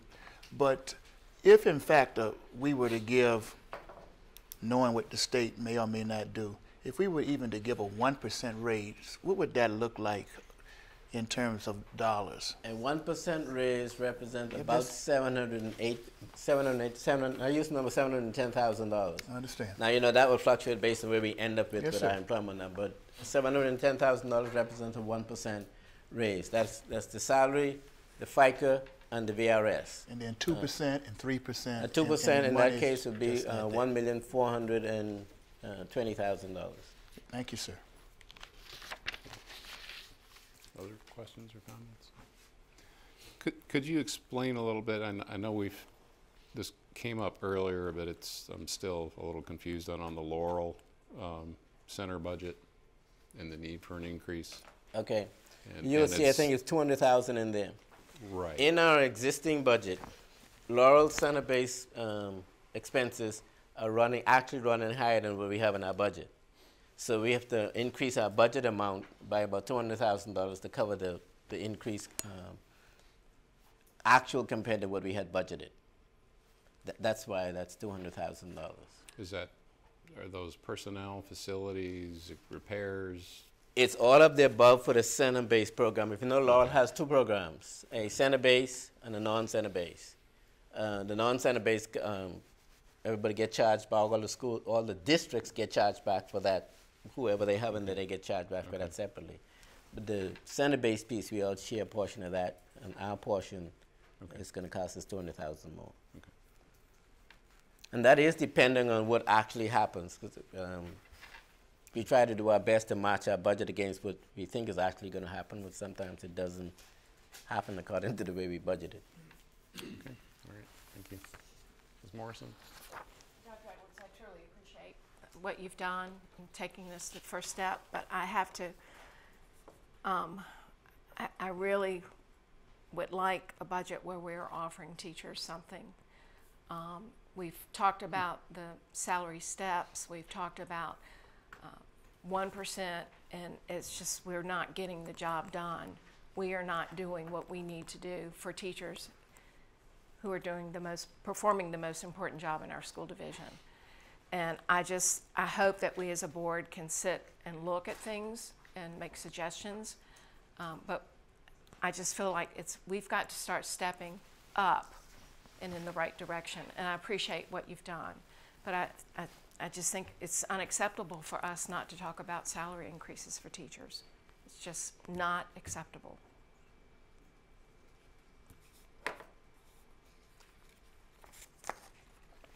Other questions or comments? Mr. Chair. School Board Member Morrison, I tend to appreciate what you're saying. How do we do it?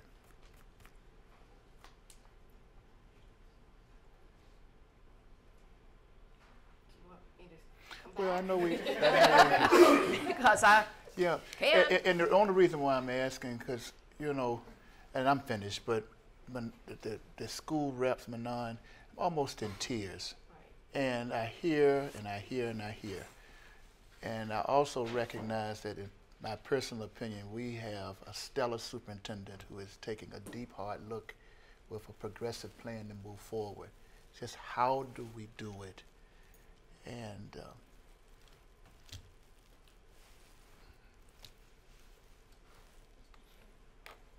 Ms. Mason? I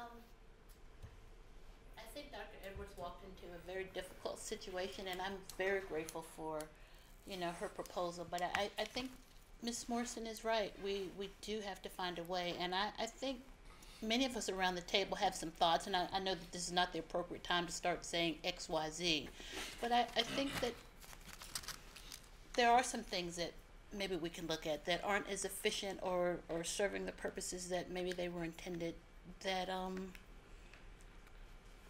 that just need a second look, because at some point we do have to start putting our action behind our words. I'm sure our teachers are grateful for us saying thank you, and I'm sure, you know, Dr. Edwards, that the $500, you know, that's a huge step in the right direction. We've not been able to offer that to them before, so I'm grateful for that.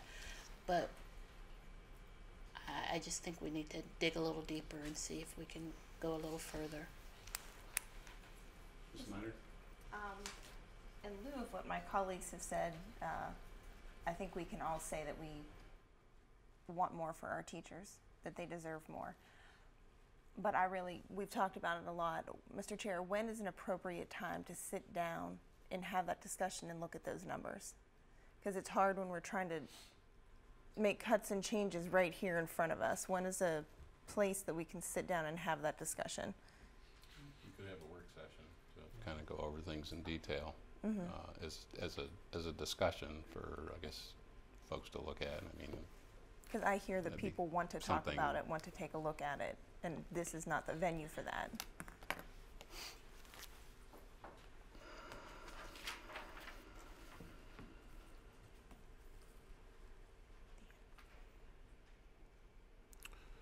Well, let's see, where are we budget calendar-wise when we have to have the budget finalized? It needs to be finalized to be going to effect July 1. Now, having said that, it's going to be tough to finalize a budget that has unknowns in, because at this point the Senate is not scheduled to convene until May the 14th. So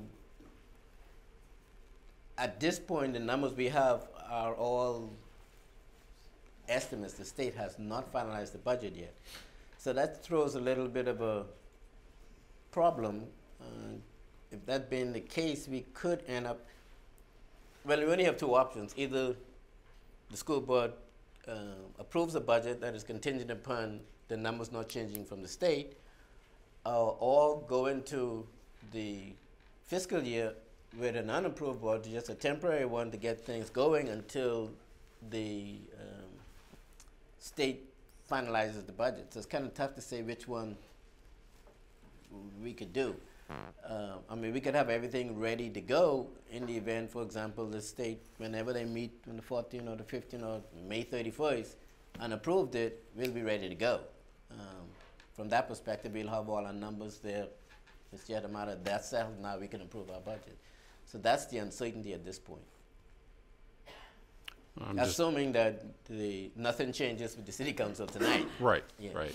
Well, and they have a second reading on that? They have a second also? reading, but normally whatever they approve the first reading is what they will approve the second reading. I'm looking at May 22nd as a possible work session, just to discuss. No problem, Mr. Chair.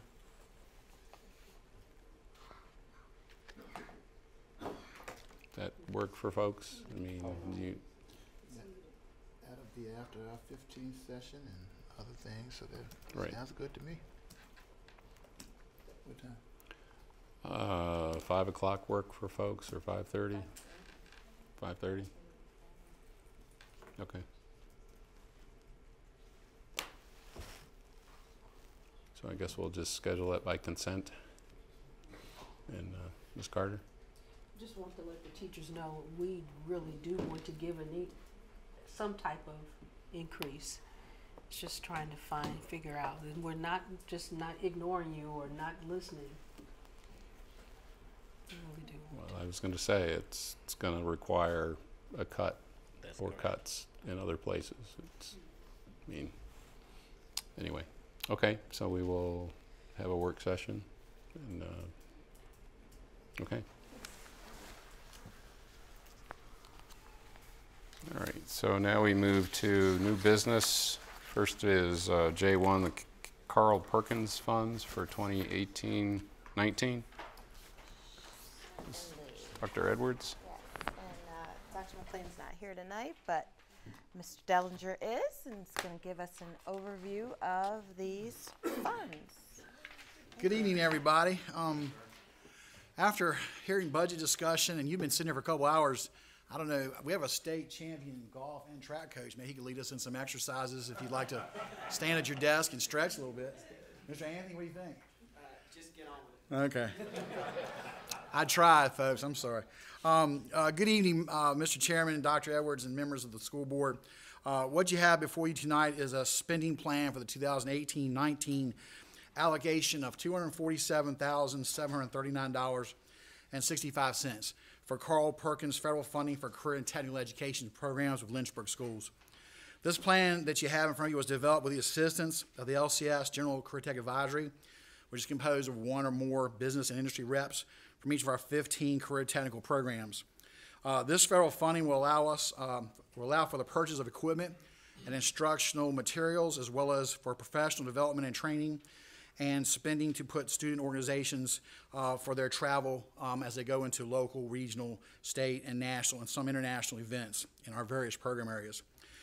We submit this plan this evening for you for your review, and at this time I'll be glad to answer any questions or concerns you may have and highlight or try to explain anything you see that you may want to know more about. I will mention that in this program, we try to spend the majority of our money in 3 to 4 areas, usually 60%.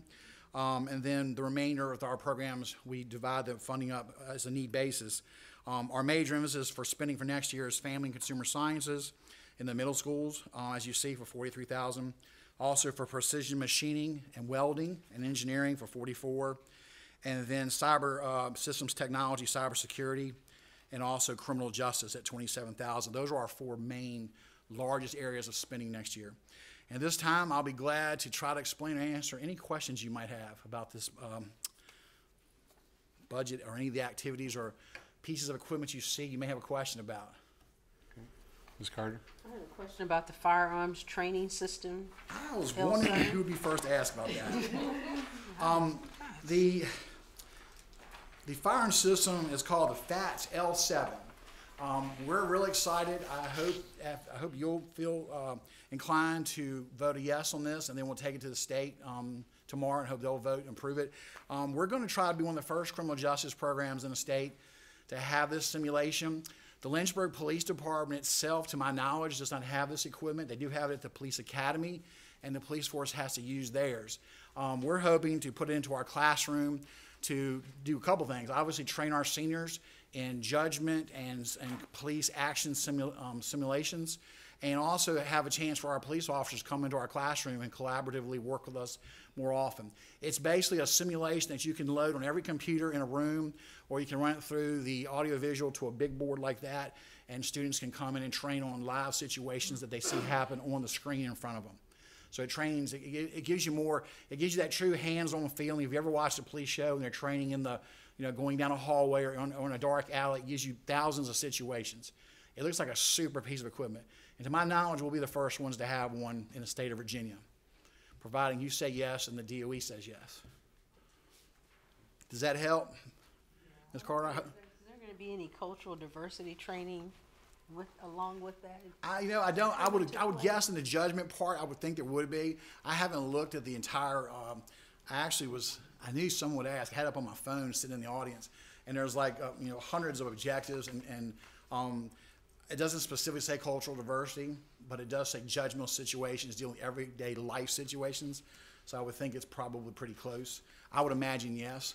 I will certainly ask Mrs. Glenn, my instructor, and I'll send you an email and tell you for sure. I'll be glad to send you some paperwork on it too if you'd like. You can read more. You can read more about it. I'll send you some paperwork. Thank you. If you like. Ms. Snyder, go ahead. Just to go back to your question, Ms. Carter, just to say that's where those equity habits come into place. As we know, we're going to bring in a new program, so we need to be mindful of exactly what you said, and then make sure that we adjust and definitely incorporate something like that. So, Ms. Snyder, sorry. Go ahead. Go ahead. It'll be a great learning experience, because who are you shooting at, and who are the threats, and that could. And it'll give police officers the actual chance to stand with 17, 18, 19-year-old students and work right side by side and get that training. They're already working the parking lot with live action car stops. Some of you may have seen it's been covered on the news before. And to watch our students do that, it's phenomenal. But we only get to do that about once a year because it takes so many officers. We actually use their cars, we use the dispatch system, and go through the whole scenarios. Now we can do that scenario and hundreds of others right in the room on a video screen or a whiteboard. Ms. Snyder. I was going to ask, will that give our students any kind of a competitive edge when going out into the workforce? Is there a certification for that? Or Ms. I think for sure it'll give our kids a chance to be better prepared as we move to the next level. Most of our students who do this either have to go into private security or go to CVCC through their program or some other program, because our police force it takes us 2 years to get their kids into the police academy, those that choose to go to it. So it has to give our students an advantage, I would say, 100%. Thank you. And also, Professor, as always, thank you for breaking this down so well that you do every year when you bring it to us. There's just no question where the money's going then. It's wonderful. Thank you. Sure. Ms. Morrison. I was going to say that very same thing. Thank you, Ms. Morrison. Very easy to see where money's going, but you said something about us approving it and you taking it to Richmond tomorrow, and it says that we are to approve this on the June 5th. Well, actually, this is just 2 pages of a 60-part grant. Okay. That grant is already gone. I don't send this part actually until you vote on it, so it'll be faxed after the second, whenever you vote on it. If you want to vote on it, that's great. We used to vote on it in one night. It went to 2. But it's not going to kill us either way. It can go in May, later in May. Well, this says June 5th. Yeah, that's a little, yeah. It'd be nice to send it sooner if I could, but if you want to approve it, I'm all for it. I'm ready to approve it. Any other questions? Well, I'm not going to let you off the hook. I got do have a couple. I'm just wondering about the laser that's being replaced. Laser engraver, yes, sir. We're going to take our laser engraver. Have a 60-watt laser? No, we're going to buy one, and we're going to take the one we have now. We're going to move it to Dunbar School of Innovation to put it in our new project Lead the Way lab. The question is there a laser safety requirement at this level, or is this just the administration, kind of they come in and do training for us with our teachers that do it. Okay. They also actually have trained some of our IT folks to use it because they've actually borrowed some of our machines in the past. Okay. But yes, sir, there's training on that, and you'll also see a plasma cutter in there. We have certification folks come in from OSHA, and actually Southern Air comes in and helps us work on the plasma cutter training. Okay, good. All right, okay. Is the board willing to consider, or we want to let Mr. Dellinger hang for a few more weeks? Move to approve the budget. So what are we approving? The budget? Or just the grant proposal? Just this portion, yes. The other part of the grant is a 60-page schedule. You don't have to read or worry about that. It's just the part we bring to you each year is the actual spending pages. So it's really the purchasing yes, of equipment. Yes, this is called Schedule 17 and 18 if you want a formal for the minutes for Denise. Is there a motion to approve the purchasing of equipment and instructional materials? Okay. Okay. Any further discussion? Okay. All in favor? Aye. Any opposed? No. Okay. Thank you very much. Appreciate it. That brings us to J2, the Middle School Program of Studies. Dr. Edwards? Yes, and Dixie Sears and April Bruce are going to come up and talk a little bit about the middle school program of studies. Thank you, ladies. Good evening, board members and Dr. Edwards. Maria Yeager, the supervisor for math and science. Usually she's my buddy, but she's at Randolph College at the science fair. So Dr. Bruce is going to be my buddy tonight. You've been provided the agenda item and copies of the updated middle school program of studies for 2018-2019. And the changes recommended include modification of the middle school schedule to align with the new requirements from the VDOE based on changes in the standards of accreditation, and create consistency across the 3 schools with a 7-period day. There will be no double blocks in English or math. Students will take the 4 core, English, math, science, social studies, plus PE and 2 additional courses. For those students who are significantly below grade level in reading or math, a new course called RISE, Remediation and Intervention for Success with the Essentials, will provide instruction in foundational skills needed for success in the current English and math class and beyond. Also, high school credit options were updated for consistency. All 3 middle schools will be able to offer 8th grade drama for high school credit.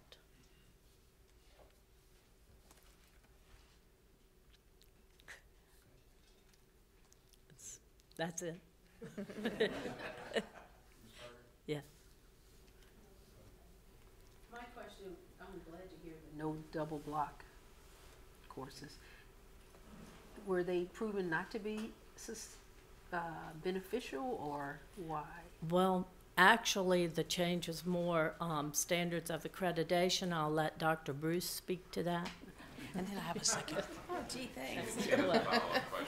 I didn't bring a buddy up here for nothing. The standards of accreditation went into will be going into place July 1st, and one of the provisions in there talks about the course load for our middle school teachers. And course load for our teachers, there's a requirement that they may have 150 students a week or 25 class periods per week. We were on an 8-period day, so our teachers were having about 30 classes a week. So we were out of compliance with the new, we would have been out of compliance with the new standards of accreditation. So we needed to make a change to the schedule so we were in compliance when this goes into effect. And our teachers would be, course load requirements would be where they needed to be. So with the 7-period day, that will happen. The RISE courses are going to be remediation type support in nature. So those who would have been in a 2-period block for reading or math will still get that extra support. It will be more targeted support, which will be a really good thing. We will use all of the data that we have to give specific deficits to those teachers teaching that class for each individual student. So it's almost like a learning plan for each student. So we'll be able to maximize what those students are getting in those classes to provide them with what they need so they can catch up and be successful. If I could add to that too, having met with the 3 middle school principals when we were going through it and planning, one of the other objectives was to open up the window so more kids could have opportunities for electives. So there's, for those kids who don't need the remediation, now we're opening that window a little bit, trying to open that elective program to all students. There's that equity habit thread that goes through that again because their schedules were just too tight. Ms. Snyder? I'm glad you mentioned the equity piece of it. I've already had oodles of emails and phone calls about this, simply because while you're opening up a window for some students, you're closing a window for other students. There are students, you know, the typical middle school day now for someone who's not double blocked is the 4 core, the PE, an elective, a course that's kind of in the language that's per the semester, and then electives that are quarterly. So they're going to be losing that time slot. So students who may do band or orchestra are then going to be, do they lose their quarterly electives? Are they losing their semester electives? What does that look like for students who didn't have that double block and were looking forward to that enrichment piece of it that they were getting? Right. I'm not sure where we have landed. I will have to check with others that were working on the committee. They will get the opportunity, of course, to participate in their band or orchestra or both if they need to. And they will get a chance for those exploratory courses. How we schedule that will be creative in doing that. We have done that in the past with some things related to PE. We're going to have to be careful with making sure that our students get the required amount of PE that they're required to have. So I will check with the folks on the committee and get back with you on that, exactly how that would roll out. 6th, 7th, and 8th does look a little bit different because we are offering those high school courses at the 8th grade level. Right. Foreign language, for instance, is one of the electives that a lot of our advanced students take in 8th grade. That was one of the questions we asked ourselves as we were troubleshooting it, realizing that, you know, we had to make a change based on the change in regulation. But we sat down and listed what were all the things that, you know, the cons, so to speak, that we would have to address. And, you know, kudos to the 3 middle school principals for problem solving together, and then they went back to their school teams and got feedback and input from each other. But we will definitely, we're still in the throes of making it work and becoming compliant with that, while also making sure that we offer a quality program for kids. So we'll get back to you, but thank you. To follow up. And how much have you worked with the students already? Because I'm assuming scheduling for the next school year is kind of already underway for those students, or? We are in the process now of working on scheduling. There's a bit of input from the 5th grade teachers moving up to 6th grade. It's a little easier to schedule students that we already know in a middle school that are going into 7th and 8th grade. So we'll continue to work on scheduling as soon as the program of studies is approved and all of that, June 5th. Ms. Morrison. I just want to make a comment. I heard 2 things that I really, really like to hear, and that is you got input from the principals and they went back to their schools and that you're taking it back to the committee. And I think that's really important to have that input, and we appreciate that very much. I do, and I think other board members do too. Thank you. Okay. Ms. The Carter. last thing. What does consistency across schools look like now versus what it did before? For one thing, the 7-period day will be consistent. Also, the drama course, I think we had students at Dunbar that would get a high school credit, but at the other middle schools we didn't have that, and now we will. And they're still working out some details, but like the RISE course that will be to help students in English and math, that will also be developed so there's consistency. And I think when Dr. Edwards met with what she said, the kudos to the 3 middle school principals for working together to try to get some consistency, because we had some things that were unique depending on which middle school students were attending.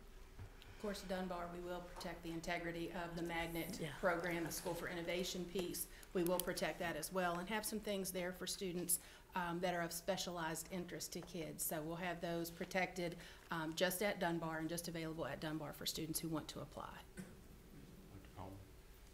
Thank you. With Dunbar, is the Saturday school that Dr. Brown is doing, is that for remediation only? I'm not sure. We can check with him and get back to you. He was here earlier. The president of Dunbar Middle School yes. is here.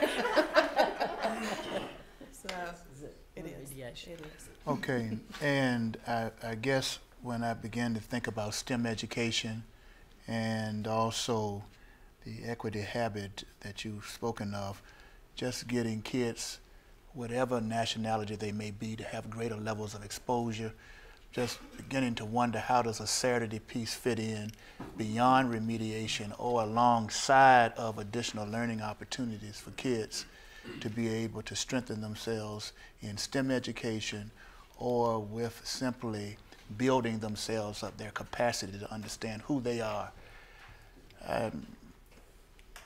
Just in the future, I would hope we can be more aggressive in those areas with our middle school program of studies. We can check into that for you, but Mr. Dellinger, would you like to come up and speak about the program at Dunbar that's coming up for this year? No.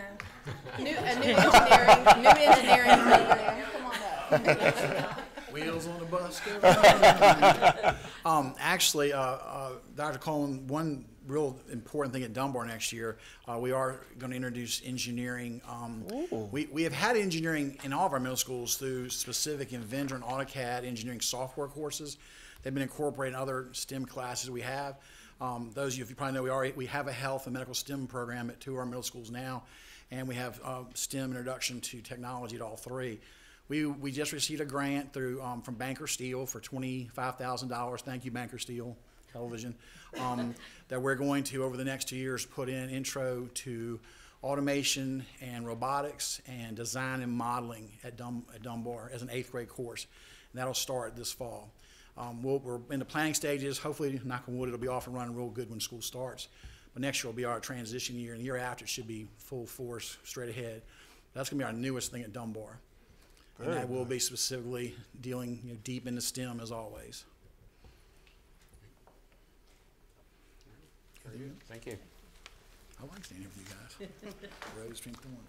So, and this will come back to us at our next, at our meeting in June for approval. All right, so, school, now we get to the fun part. Policy updates. Dr. Copeland, or yes, Dr. Copeland. Dr. Nellis, I'm still I'm struggling. going to call on an expert to lead us through this first policy. Ann Von Gentry has been involved with truancy for a long time. She's the one that came to me several months ago and said we need to make a drastic change to our truancy policies to make sure we're in compliance with the state. And she'll go through that in detail, but I'll lay out the big change. The big change that's driving this is that we have wording in our policy that links back to our semester system from a few years ago, to where the trigger points of 5 days per semester or 7 days per semester kicked off some things within truancy, letter writing or more official things.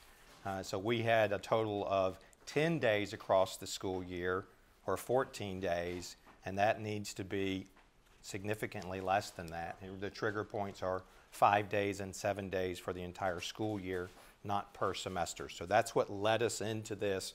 And as we do with all our policies, as we hit a point to where we need to update an old policy, then we go out and we look at the Virginia School Board Association policy, what they have on the books, and how we're bringing that forward. So these 2 policies are that.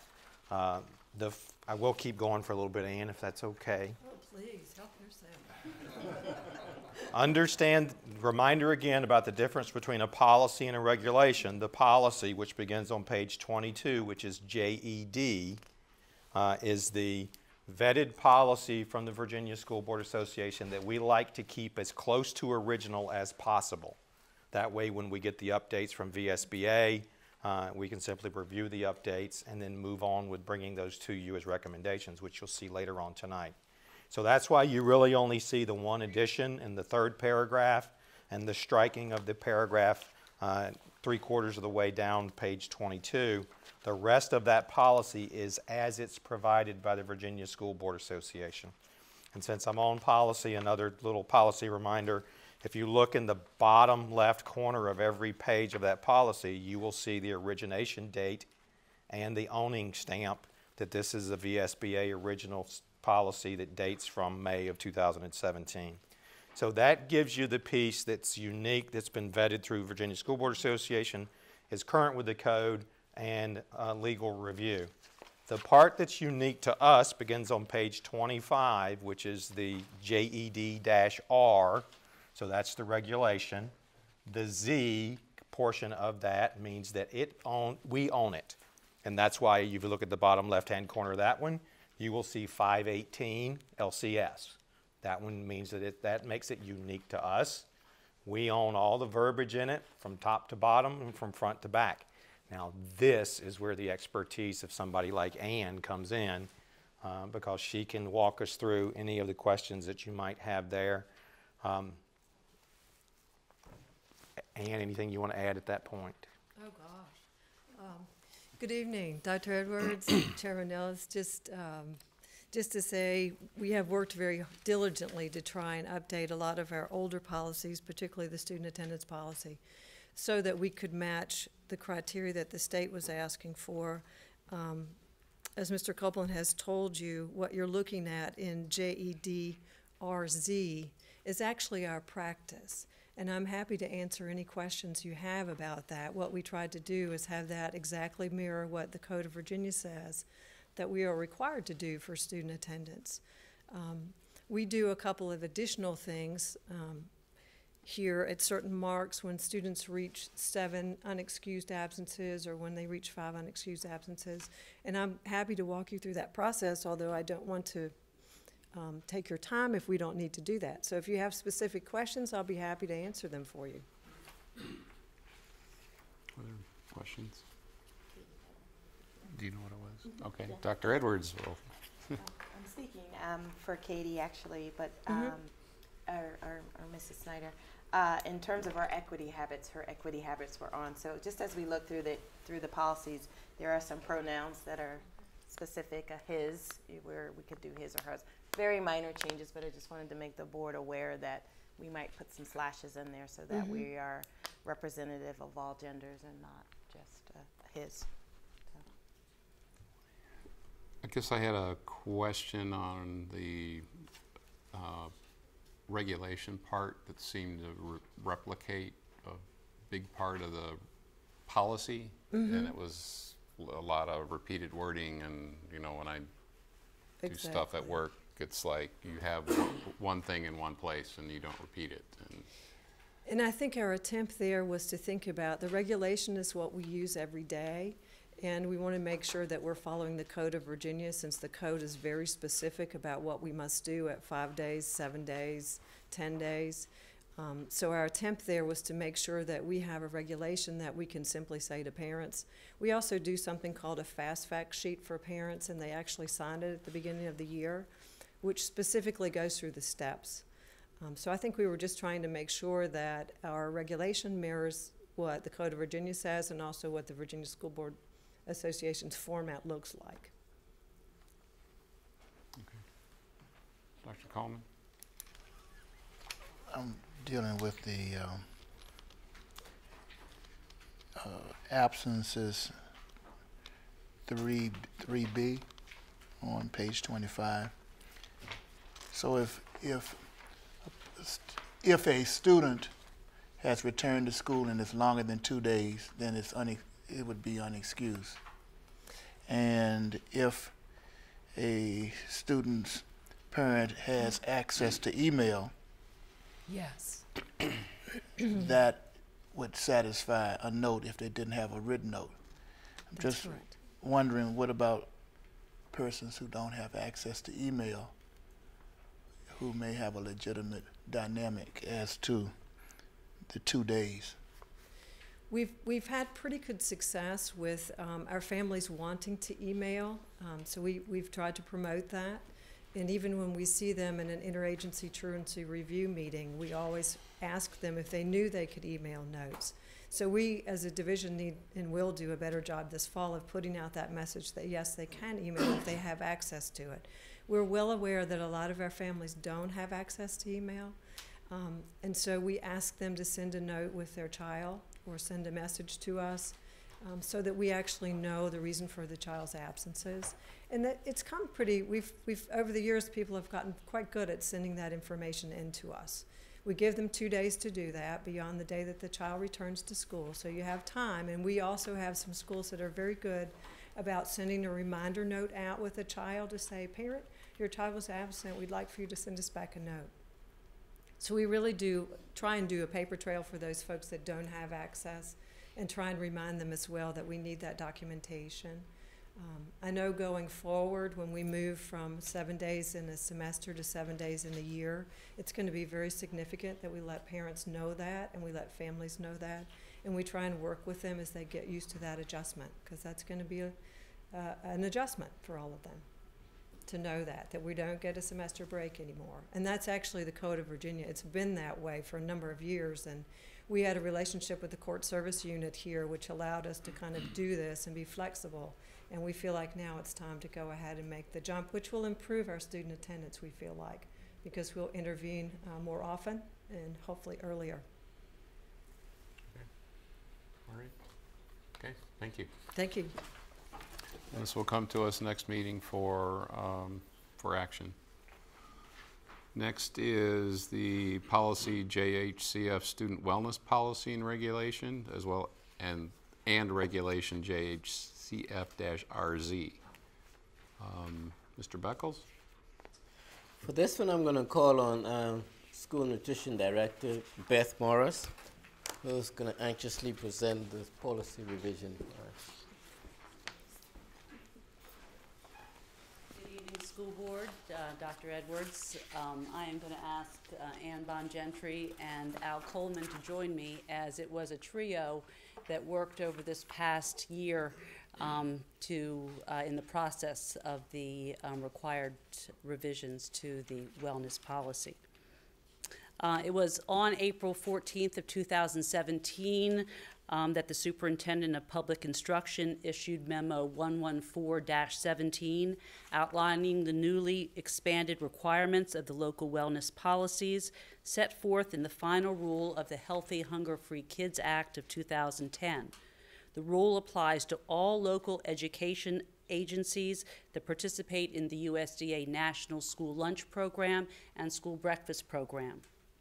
Updated policies are required to include 1. Specific goals for nutrition promotion and education, physical activity, and other school-based activities that are designed to promote student wellness. 2. Nutrition guidelines for all foods and beverages provided but not sold to students on the school campus during the school day. And 3. Policies that allow marketing or advertising of only those foods and beverages that may be sold on the school campus during the school day, i.e. those foods and beverages that meet the Smart Snacks in School nutrition standards. LEAs are also required to involve, inform, and update the public, including parents, students, and other stakeholders, about the content and implementation of the local school wellness policy, and conduct an assessment at least once every 3 years to determine compliance, progress, and the extent to which the policy compares to the model school, local school wellness policies. As required by federal rule, the student wellness policy will be posted on the LCS website and available at student registration in August. We will review the policy with principals prior to the start of the new school year. Each school will be required to designate a wellness champion who will serve as the first point of contact for students, parents, and staff regarding wellness activities, and who will complete the annual assessment of school-based initiatives that promote wellness. The revised student wellness policy complies with all federal requirements, follows the VSBA format, and carries the VSBA logo. The policy and regulations have been vetted by the school board's legal counsel and unanimously favored by a review panel made up of LCS administrators, PE teachers, school health professionals, students, parents, and school nutrition staff. At this point, amongst the three of us, we welcome any questions that you may have. Dr. Brennan? Just a point of information. When one point it talks about using environmentally friendly practices with locally grown foods and tableware and things that are non-disposable, how do we do with those aspects of things as far as not using things that can be recycled? Let me give you one example. What we just did, we had at Hutchison Early Learning Center, it predates me. I do not know how long the program was operating at Hutchison, but I do know that as long as they were there, the dish machine was not operating, and they were using foam trays. So this past year, we got the dish machine up and operating so that we could use sustainable trays. So it is looking at where we can, with the resources we have, implement practices that are environmentally friendly. Right, right. And then one other question, which may be for Ms. Bongentry or for Mr. Coleman. The issue about the committee, the wellness committee that's mentioned in this policy, and we have a advisory committee of the board. Are those two one and the same, or are they different? And How do those two jive? Well, the leadership that is outlined as required in the regs is that there be leadership at the school site. There also needed to be a committee that reviewed the policy prior to bringing it to to the board for for discussion and action. And we did convene a review panel, a review team that was consistent with the representation outlined in the regulation. Okay. So, and can you help me with the Health Advisory Committee? How does that dovetail? The Health Advisory Committee has been involved in. The Health Advisory Committee's been involved in the past in working on projects like this one, and will be again involved if necessary. And as we put together a review team for this one, there were some components of Health Advisory involved, and then we also wanted some student input. And unfortunately, our Health Advisory has met on more of an agency and community time schedule instead of a student schedule. So as we put together this, we had the opportunity to have some students with us, which we felt was a better time schedule. So we're trying to accommodate parents and students and everybody else to have a say in developing this and also carrying this out. I think one of the issues that the Health Advisory Board was most interested in is accountability. And now this policy puts in place some real accountability in each individual building, and also an overall for the division to be accountable. It has to report on an annual basis and an every 3-year basis, I think. So there's more of that opportunity to do that and make sure that things are actually happening. So, and I can add to just the sure, questions about sure. Health Advisory, since I know Sure. I'm meeting with Dr. Payne on Friday morning, just talk a little bit more, and going back to my presentation on just the community piece and having that sector of the community. I mean, this would just be one of the things for which they have some guiding principles that we need to incorporate as we do this work. But I would agree with Ann to say this is kind of boots on the ground with the kids and the teachers and the practical implementation of this policy, whereas I'm looking for the Health Advisory Committee to kind of take a step back and not only look at these are the functional things within a school, but what's going on in our community in terms of overall student health and issues that we have, resources that we have as well, which don't show up in just this policy. So I'm looking to broaden that scope in terms of the role and things that they can help me with, particularly when we talk about some of our at-risk pupils and our preschool kids. There's a whole nother dynamic that talks about developmental health that I need to kind of get a little bit more outside expert advice on that will help guide some of the work that we need to do, the practical work that we need to do within the school. So I'm hoping that Friday will be a good start at some of Good. that. Thank you. Thanks very much. Does that answer your question? Okay. Any other questions or comments? All right, thank you. It brings us to J5, the Individual Student Alternative Education Plan Program for 2018-19. Dr. Copeland. Good evening again. We've provided the breakdown of the funding. I've got a short paragraph I want to read to you, highlight a few things. I've got support in the back of the room if we need help. They're already here. They obviously think I need help. So the ISEP program, or one of those programs that provides opportunities for students who meet and complete the requirements part to get into it. The unique thing about these students is it's a GED opportunity for them, and most of these students that enroll in this program would be classified as high school dropouts if we didn't offer them this program. This is provided for LCS students. This year, 4 students have been able to complete their GEDs already. There are 13 enrolled with an additional 4 seeking enrollment at the beginning of the new school year. It is testing time, as you know, so we don't know how many of the ones that are currently enrolled will be completers. In the prior year, we had 11 students that received their GED through the program. And if you think back to the presentations that you get at the beginning of the school year, where we start talking about all those various different high school graduation rates, every one of these kids that completes this program counts in at least 2 of those 3 graduation rate computations. So this is a program that has always had a line of students either in it or waiting to get into it. It's a program that really hasn't changed over the last 3 to 4 years, and we're looking forward to continuing it even after somebody retires at the end of the school year.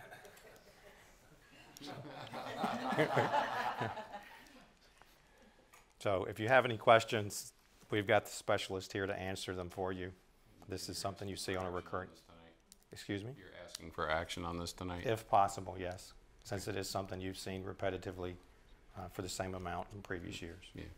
Okay. And it's in the same funding every single year, and we've allocated it the same for the last 3 years. Okay. And good evening. It is a program that works, and it is a program that provides students the opportunity to go to college, to go to work. I've had students, as a matter of fact, today, if I may share this with you, I was standing in front of the building, and all of a sudden, somebody hollered, "Miss Jones, Miss Rhonda Jones." And I'm like, who knows me? Well, a student parked her car, got out the car, and was like, she's 28 now. She was like, "Thank you." And I was like, "For what?" She said, "Because you believed in me, because you helped me get my GED." She is now graduating from Central Virginia Community College with hopes to go on to Randolph-Macon. This program works, and our students need it. Dr. Coleman. Based on that, we want our kids to leave us and not go to the unemployment line. I recommend, Mr. Chair, that we approve the recommendation. Okay, motion's been seconded. Is there additional discussion? I attended the graduation last year, and it's pretty neat to see. It's a special group of kids that comes through there, so but it's definitely a worthy opportunity. Okay, all in favor? Aye. Any opposed? No. Okay. Thank you. Okay, Dr. Copeland, J6, policy updates. So in the previous time I was talking about policy, I talked about the recurring updates we get from the Virginia School Board Association. The 10 policies that you see tonight, identified here, 11, are those updates. And if you look through them, I categorize 98% of the changes as editorial in nature and or updates to the legal references or the cross references. When if you just flip to the first one, you'll see that somebody decided that the Commonwealth needed to be replaced with Virginia. And then there are others throughout to where will prevail becomes prevails. I do prefer to refer to those as what I call small dog or puppy changes. You get the same idea depending on whichever word's there. But Virginia School Board Association sends us these changes, so we bring them to you. The one that I do want to highlight for you is in the last policy, which is JO. It is on page 10 of that policy. Let me get you the page number in your board book. Page 69. You'll see that 3 items have been removed from the all-important student directory information. The governor signed some legislation really within the past month that removed address, telephone listing, and email address as part of student directory information. That ties directly to our FERPA notice that has already been updated and updated for registration and everything else. So that is the substantial change in all of these 11 policies, but I did want to draw that one out to you. Any other questions you might have, I'll do my best to answer them or get the answer for you. Dr. Brennan? This is not a question about the change, but just a question of the policy itself. It talks about an annual review of the professional staff development program. Is that something, Mr. Coleman, that we have on our schedule to do on a regular basis? Do you know it's on? Can you point me to the specific page? Yeah, let's see. 52. 62? 52, sorry.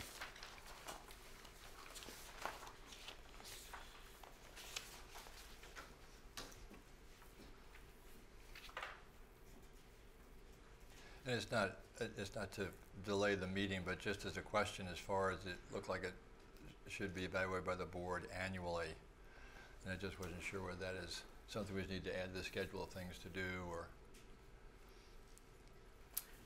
I'll look at that one a little closer, but Okay. if you think back on the previous year about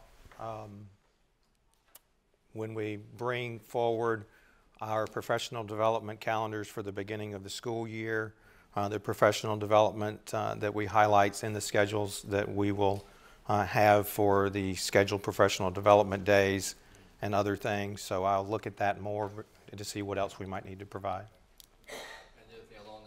Which is there's an annual evaluation of the superintendent. I know Dr. Edwards only been here for a month or so, and she's already gotten a great evaluation, so she's good for a while. But Dr. Edwards, did you have that where you were before? How does that work? Yes, we used to have an annual evaluation. Usually at the start of the school year, we sit down as a board and superintendent, and we have to do the Virginia way here, but and establish goals and measurable criteria and things for the school year. Right.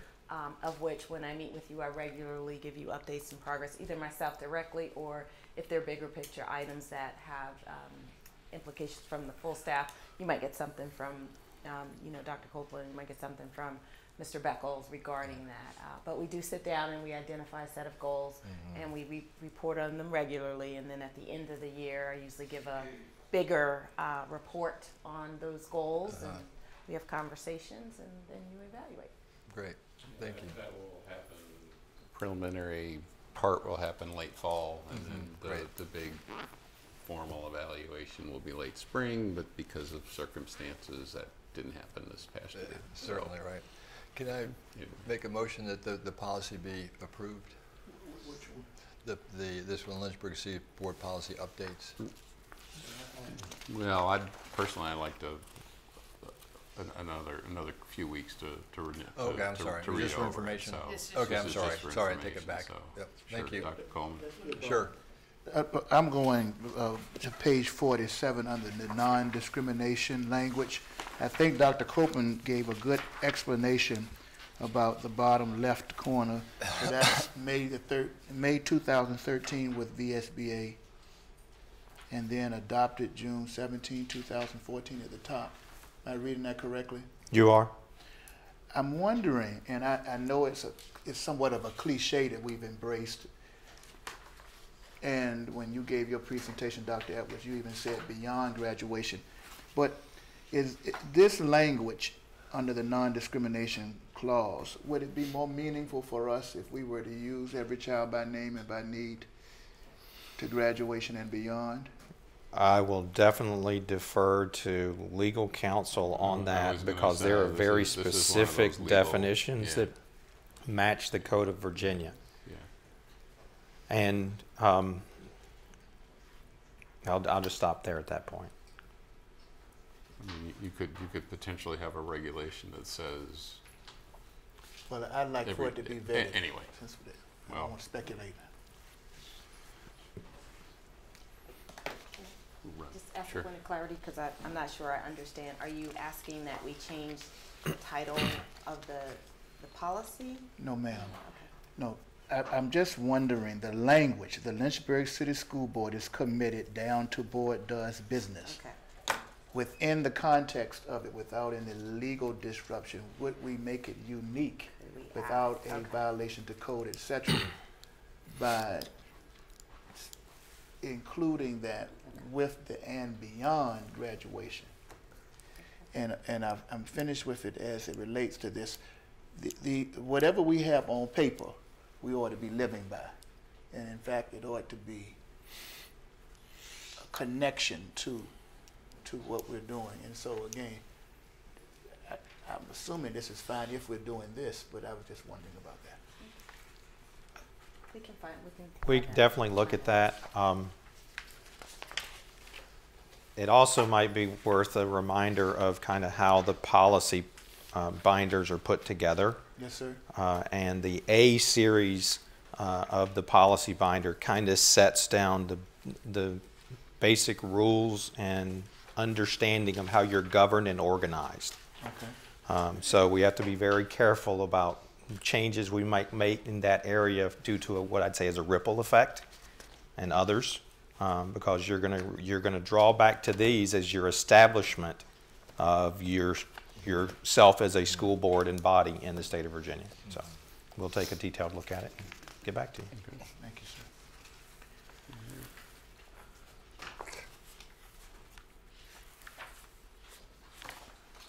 All right, so now we move to item J7, Freedom of Information Act Officer, Dr. Edwards.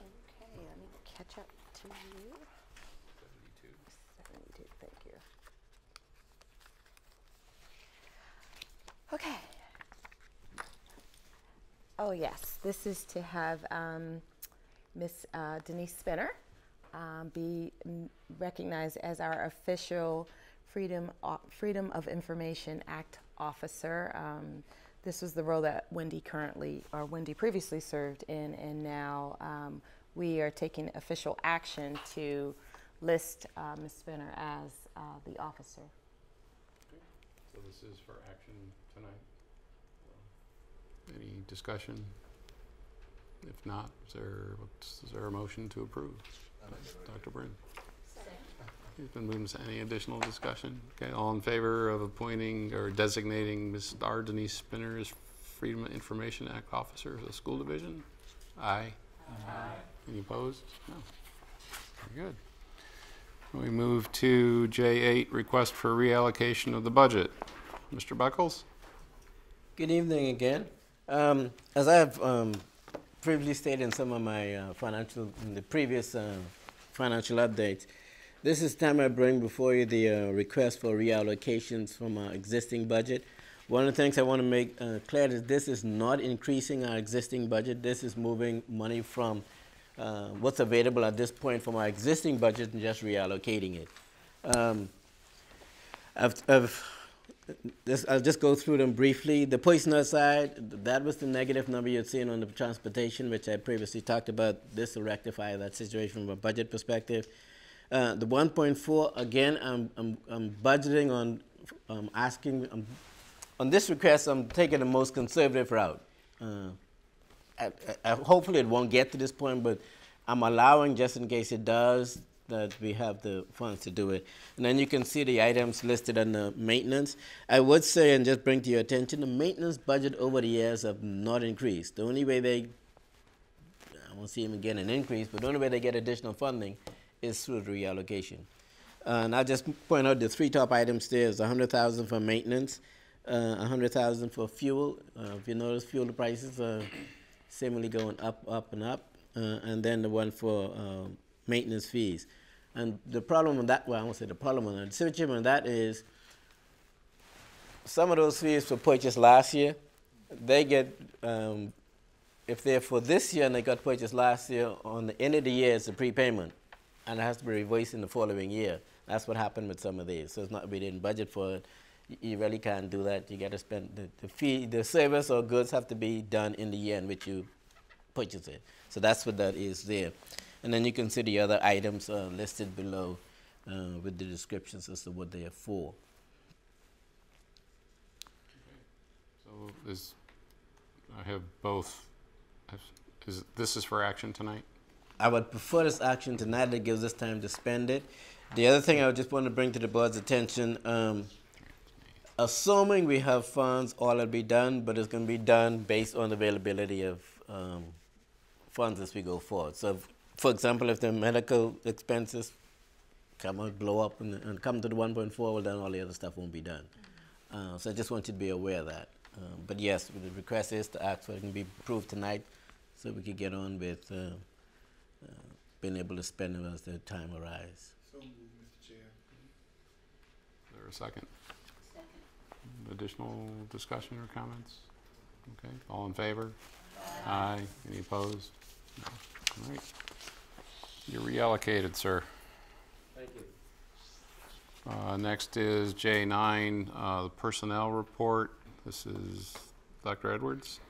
This is our annual report, and I'm going to ask Ms. G. Oh, she's already up to just give us a quick summary. Sure. This comes before you every year. It's just you approving before we run contracts. the staff that will be coming back. It can be a little confusing, but if you have any questions on why people are aware or what each section means, I'll be happy to explain it. Okay, so this is for action this evening also. And Dr. Edwards, this is meeting your approval. Yes. Questions or comments? No? What's the will of the board? Is there a motion to approve the annual personnel report? I move that we approve the personnel report. Okay. Second. Is there a second? Okay, it's been moved and seconded. Is there any additional discussion? Okay. Been moved and seconded to approve the annual personnel report. All in favor? Aye. Any opposed? No. Thank you. Okay. It brings us to superintendent's comments. Most of my comments were made earlier, but there are just a few things that I'd just like to highlight. Last week I had the opportunity to do some more traveling and visit Fort Hill School, Laurel School, Empowerment Academy, Transportation Department, the Maintenance Department, and the IT Department. And kudos to all of those staff who welcomed me, just great people, excited to meet them and sit down and chat with them. And the cake that I got from the Transportation Department was just yummy, so we'll be making trips back there to talk to them. I also would like to thank Ms. Morris and Ms. Brown and Ms. Penn for joining me at the Citizens Academy last week too. It was our turn to teach, and now that I've done that one time, just look out for the new cohort. They're going to have some work to do in terms of what we learn about our school district, but it was a very engaging meeting, and I think we even went overtime. We had lots of questions, which was really, really nice to do that, so thank you for helping out with that. I did get to vote, which was very nice to be an official citizen of Lynchburg. I actually voted at Bedford Hills, and yes, I also noticed, I was like, oh, okay, doors are open. And I did get some comments regarding doors being open during election. I think I just wanted to say I did inquire as to the possibility, not knowing, of what we do during election day and whether or not those are teacher work days, and I'm well aware that the November day is definitely a teacher work day.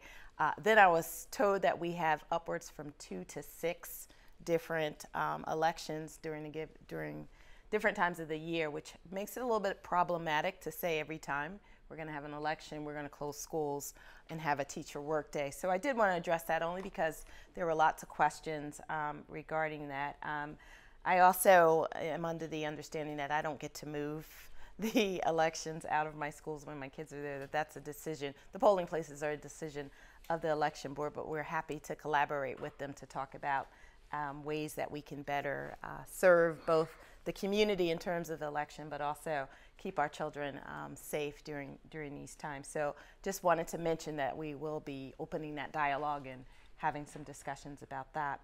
And then the last 2 days, I was at the Virginia Association for School Superintendents conference in Roanoke, and really pleased with the presentations, which seem to be on target for what we need to do. It was an excellent presentation on equity, which kind of enhanced some of the work that we've already started. And you know, we're ahead of the game for some of the divisions. For some of them, that was new. For us, we're already in work, so I'm real excited. And looking at you, Ethel, that we got some stuff to do here. There was also an excellent presentation, and the governor's wife, First Lady, also was there to give a presentation on pre-K and what happens from 0 to 3 and from 3 to 5. And again, a lot of the work that we're already doing with preschool and our initiative, and that was one of the reasons why I was interested in School Health Advisory Committee. We're on target there, so I'm looking forward to pushing that forward. And the profile of a graduate, again, a lot of the work regarding the 5 C's and the 4 R's, which are the critical thinking, collaboration, communication, civics, and creativity is the 5th C, and then reading, writing, arithmetic, and relationships. And again, a lot of that work we've already started, and you heard from Mr. Dellinger, some of the programs that we're offering our kids really hit on those skills. So I'm looking forward to doing some more work with that. So it was a great opportunity, and I thank the board for supporting me in attending there. They did give me a couple announcements to make. Middle school science fair was being held this afternoon at Randolph, but I see Ms. Yeager's back, so I'm understanding that was successful, or very successful. The Ed Foundation grant reception will be tomorrow afternoon, May 9th at EC Glass. Laurel graduation is on May 29th at 7 p.m. Fort Hill graduation is on May 30th at 12 p.m. And the graduation for both high schools is on June 3rd, Sunday, June 3rd. Heritage is at 8:30 a.m. and EC Glass is at 3 p.m. And last, I was asked to share with you, students and parents, if you're interested in taking a new course this summer, LCS is offering 2 summer online courses for rising 10th through 12th graders to take personal finance and economics.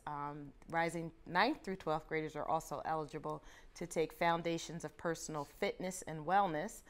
The courses will begin on June 4th and end on July 20th.